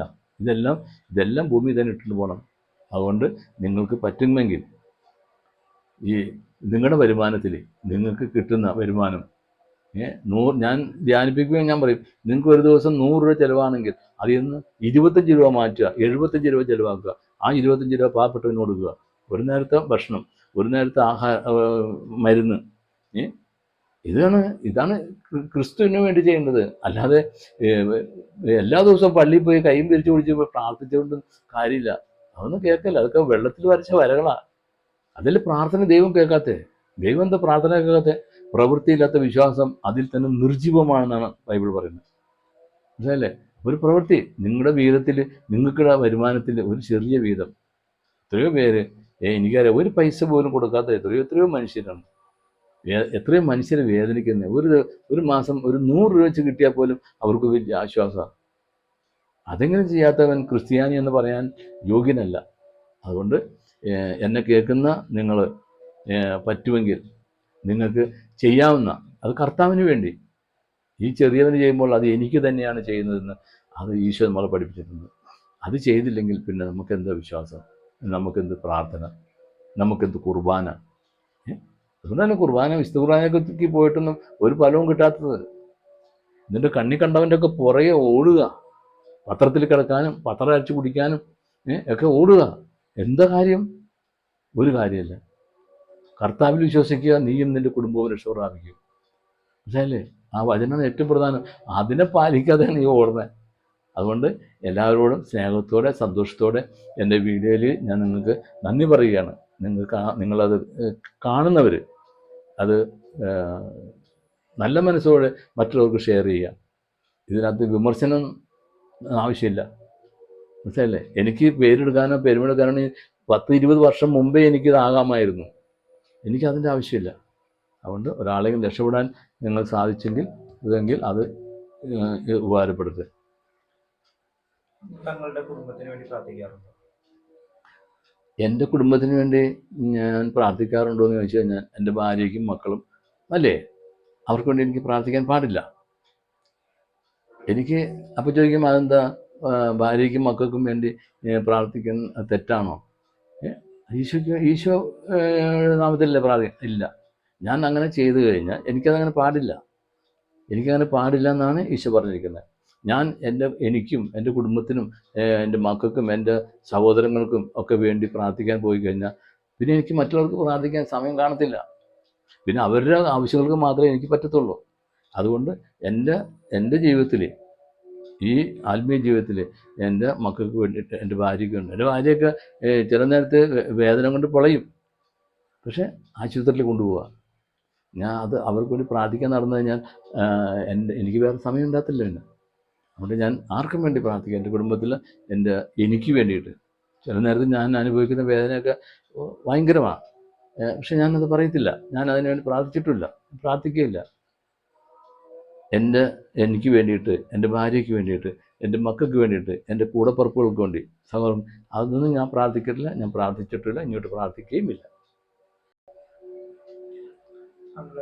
ഒരു വ്യക്തി എങ്ങനെയാണ് പ്രാർത്ഥിക്കുന്നത്? പ്രാർത്ഥന എന്ന് പറയുന്നത് ദൈവത്തോടുള്ള സംഭാഷണമാണ്. മനസ്സിലായില്ലേ? അതാണ് പ്രാർത്ഥന. ദൈവത്തോട് നമുക്ക് പ്രാർത്ഥിക്കണമെങ്കിൽ നമ്മുടെ ആവശ്യം നമ്മൾ പറയാതെ തന്നെ അറിയുന്ന ഒരാളാണ് ദൈവം. ആ ദൈവത്തിന് മുമ്പിൽ നമ്മൾ ആർത്ത് കൈകൊട്ടി ബഹളം വെച്ച് ഒന്നും പ്രാർത്ഥിക്കേണ്ട കാര്യമില്ല. ദൈവത്തിൻ്റെ മക്കളാണ് നമ്മൾ. നമ്മുടെ മക്കൾക്ക് ആവശ്യം നമ്മൾ കണ്ട് ചെയ്തു കൊടുക്കുന്നു. അതുപോലെ തന്നെ ദൈവത്തിൻ്റെ മക്കളായ നമുക്ക് തരുന്നു. പക്ഷെ നമുക്കത് മേടിക്കാൻ അറിയത്തില്ല, നമുക്കത് മേടിക്കാൻ പറ്റുന്നില്ല. നമ്മളുടെ പ്രാർത്ഥന എന്ന് പറയുന്നത് ശ്രവിക്കാൻ പറ്റുന്നില്ല. അങ്ങനെയല്ല, നമ്മൾ ഒച്ചയെടുത്ത് അലറി കരഞ്ഞ് എല്ലാവരും കേൾക്കാവുന്ന രീതിയിൽ നമ്മുടെ വേദനയോ അതാരോ പഠിപ്പിച്ചിരിക്കുന്നു. അങ്ങനെ നിങ്ങൾ കരഞ്ഞ് പ്രാർത്ഥിക്കുക, ഒച്ചനെ കരഞ്ഞ് പ്രാർത്ഥിക്കുക. ഈശോ തരും. എന്തിനാ ഈശോയുടെ മുമ്പിൽ ദൈവത്തിൻ്റെ മുമ്പിൽ ഒച്ചെടുത്ത് കരയണേ? നമ്മുടെ ഹൃദയം, നമ്മുടെ തലമുടിനാരിഴ ഒന്ന് കൊഴിഞ്ഞാൽ അതറിയുന്ന ഒരു വ്യക്തിയാണ് ദൈവം, ഈശോ. അപ്പം നമ്മുടെ ആവശ്യം അറിയുന്ന ഈശോയ്ക്ക് ഒരിക്കലും നമ്മൾ അലറി കരയേണ്ട കാര്യമില്ല. മനസ്സിലായില്ലേ? അലറി കരയേണ്ട ആവശ്യമില്ല. ഈശോയുടെ മുമ്പിൽ സ്വസ്ഥമായിട്ട് ശാന്തമായിട്ടിരുന്ന് അത് ഈശോ വിശുദ്ധ മത്തായിയുടെ സുവിശേഷത്തിൽ 6-ാം അധ്യായത്തിൻ്റെ 6-ാം തിരുവചനത്തിൽ പറയുന്നുണ്ട്, നീ പ്രാർത്ഥിക്കുമ്പോൾ നിൻ്റെ മുറിയിൽ കടന്ന് കതകടച്ച് രഹസ്യമായി നിൻ്റെ പിതാവിനോട് പ്രാർത്ഥിക്കുക. രഹസ്യങ്ങൾ അറിയാവുന്ന പിതാവ് നിനക്ക് പ്രതിഫലം നൽകും. എന്ന് വെച്ചാൽ മുറി കയറി ഇരുന്നിട്ട് കഥ കടയ്ക്കാനല്ല അതിൻ്റെ അർത്ഥം. നമ്മുടെ ഹൃദയത്തിലാണ്. നമ്മുടെ ഹൃദയത്തിൻ്റെ കവാടം പുറത്തുനിന്നുള്ളത് ശ്രവിക്കാതിരിക്കാൻ, പുറത്തുനിന്നുള്ള ആ നമ്മുടെ മറ്റ് കാര്യങ്ങളെല്ലാം നമ്മൾ അടച്ചുക, ഒഴിവാക്കി കളയുക. എന്നിട്ട് അതാണ് ഞാൻ പറയുന്നത്. നിങ്ങൾക്ക് പ്രാർത്ഥന മുറി ഉണ്ടാവുമെന്ന് എനിക്കറിയത്തില്ല, അതിനകത്ത് കയറിയിരിക്കുക. അതല്ലെങ്കിൽ പ്രാർത്ഥിക്കുന്ന സ്ഥലത്ത് പോയി നമ്മുടെ കുടുംബത്തിൽ തന്നെ കുടുംബ പ്രാർത്ഥനയ്ക്ക് ഒരു ഇടമുണ്ട്, അവിടെ പോയി ശാന്തമായി ഇരുന്ന് പ്രാർത്ഥിക്കുക. ഇതൊന്നും പറ്റുന്നില്ല, നമുക്ക് അതിനകത്തൊന്നും വിശ്വാസമില്ല എങ്കിൽ നമ്മുടെ ഇടവപ്പള്ളിയുണ്ട്. നമുക്ക് എല്ലാവർക്കും പ്രാർത്ഥിക്കാനുള്ള ഒരു സ്ഥലമാണ് ഇടവപ്പള്ളി. ആ ഈശോയോട് പറയുന്നതിനപ്പുറം വേറൊരു ഈശോ ഇല്ല. വേറൊരു ഈശോയോട് പറയാൻ നമുക്ക് ഇടമില്ല. അതാ ഞാൻ പറയുന്നത്, നിങ്ങൾ മറ്റു സ്ഥലങ്ങളിലേക്ക് ഒന്നും പോയി നിങ്ങളുടെ ജീവിതം നശിപ്പിക്കില്ലേ. നിങ്ങൾ പ്രാർത്ഥിക്കുന്നത് നിങ്ങളുടെ ആവശ്യങ്ങൾ അത് എന്ത് തന്നെ ആയിക്കോട്ടെ, എന്ത് തന്നെയാണെങ്കിലും അതിന് പരിഹാരം കാണുന്നത് യേശുവാണ്. ആ യേശു നമുക്ക് വേണ്ടി മരിച്ച യേശു നമ്മുടെ ഏത് പ്രശ്നങ്ങൾക്കും പരിഹാരം കണ്ടിരിക്കും. ആ യേശുവിൻ്റെ മുമ്പിൽ ചെന്ന് സ്വസ്ഥമായിട്ടിരിക്കുക, ശാന്തമായിട്ടിരിക്കുക, കുറേ നേരം മനസ്സിനെ ഒരുക്കിയെടുക്കുക. മറ്റ് വികാരങ്ങളെയും വിചാരങ്ങളെയും എല്ലാം തള്ളിക്കളഞ്ഞുകൊണ്ട് ഇതിനെ മാത്രം, യേശുവിനെ മാത്രം ഫോക്കസ് ചെയ്തിട്ട് അവിടെ ഇരിക്കുക. കണ്ണീരോടെ ഒഴുകി ഹൃദയത്തിൽ പ്രാർത്ഥിക്കുക. ഹൃദയത്തിൻ്റെ സ്വരമാണ് യേശുവിന് മനസ്സിലാകത്തുള്ളൂ. നമ്മുടെ അതരത്തിൻ്റെ സ്വരം മനസ്സിലാകത്തില്ല, ഹൃദയത്തിൻ്റെ സ്വരം. ആ ഹൃദയം ഒന്ന് തുറന്നു വെച്ചു കൊടുക്കുക. ആ ഹൃദയത്തിലൂടെ നമ്മുടെ വേദനയെ ഈശോയുടെ മുമ്പിൽ പറഞ്ഞു കൊടുക്കുക. അപ്പോൾ ഈശോ അത് കേൾക്കും. നിങ്ങളുടെ ആവശ്യം പൂർണ്ണമായും സാധിച്ചു കിട്ടും. ഇത് ഞാൻ വെറുതെ നിങ്ങളെ പറ്റിക്കാനോ നിങ്ങൾക്ക് ചോദിക്കുന്ന കാര്യങ്ങൾക്ക് ഒരു മറുപടി തരാനോ അല്ല ഞാൻ ചെയ്യുന്നത്. ഇത് നിങ്ങളത് ചെയ്തു നോക്ക്.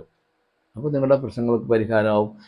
അതാണ് ഈശോയോട് പ്രാർത്ഥിക്കുന്നത്. അങ്ങനെയാണ് ഈശോയോട് പ്രാർത്ഥിക്കുന്നത്. അല്ലാണ്ട് വലിയ അലറി വിളിച്ച് ഒച്ചനയിൽ തലതല്ലി കറിഞ്ഞ് പ്രാർത്ഥിച്ചിട്ടൊന്നും ഒരു കാര്യമില്ല. അത് കേൾക്കത്തില്ല, അങ്ങോട്ട് ഏക്കത്തില്ല സാധനം. അതുകൊണ്ട് വ്യക്തിപരമായി പ്രാർത്ഥിക്കണമെങ്കിൽ എന്ത് ചെയ്യണം?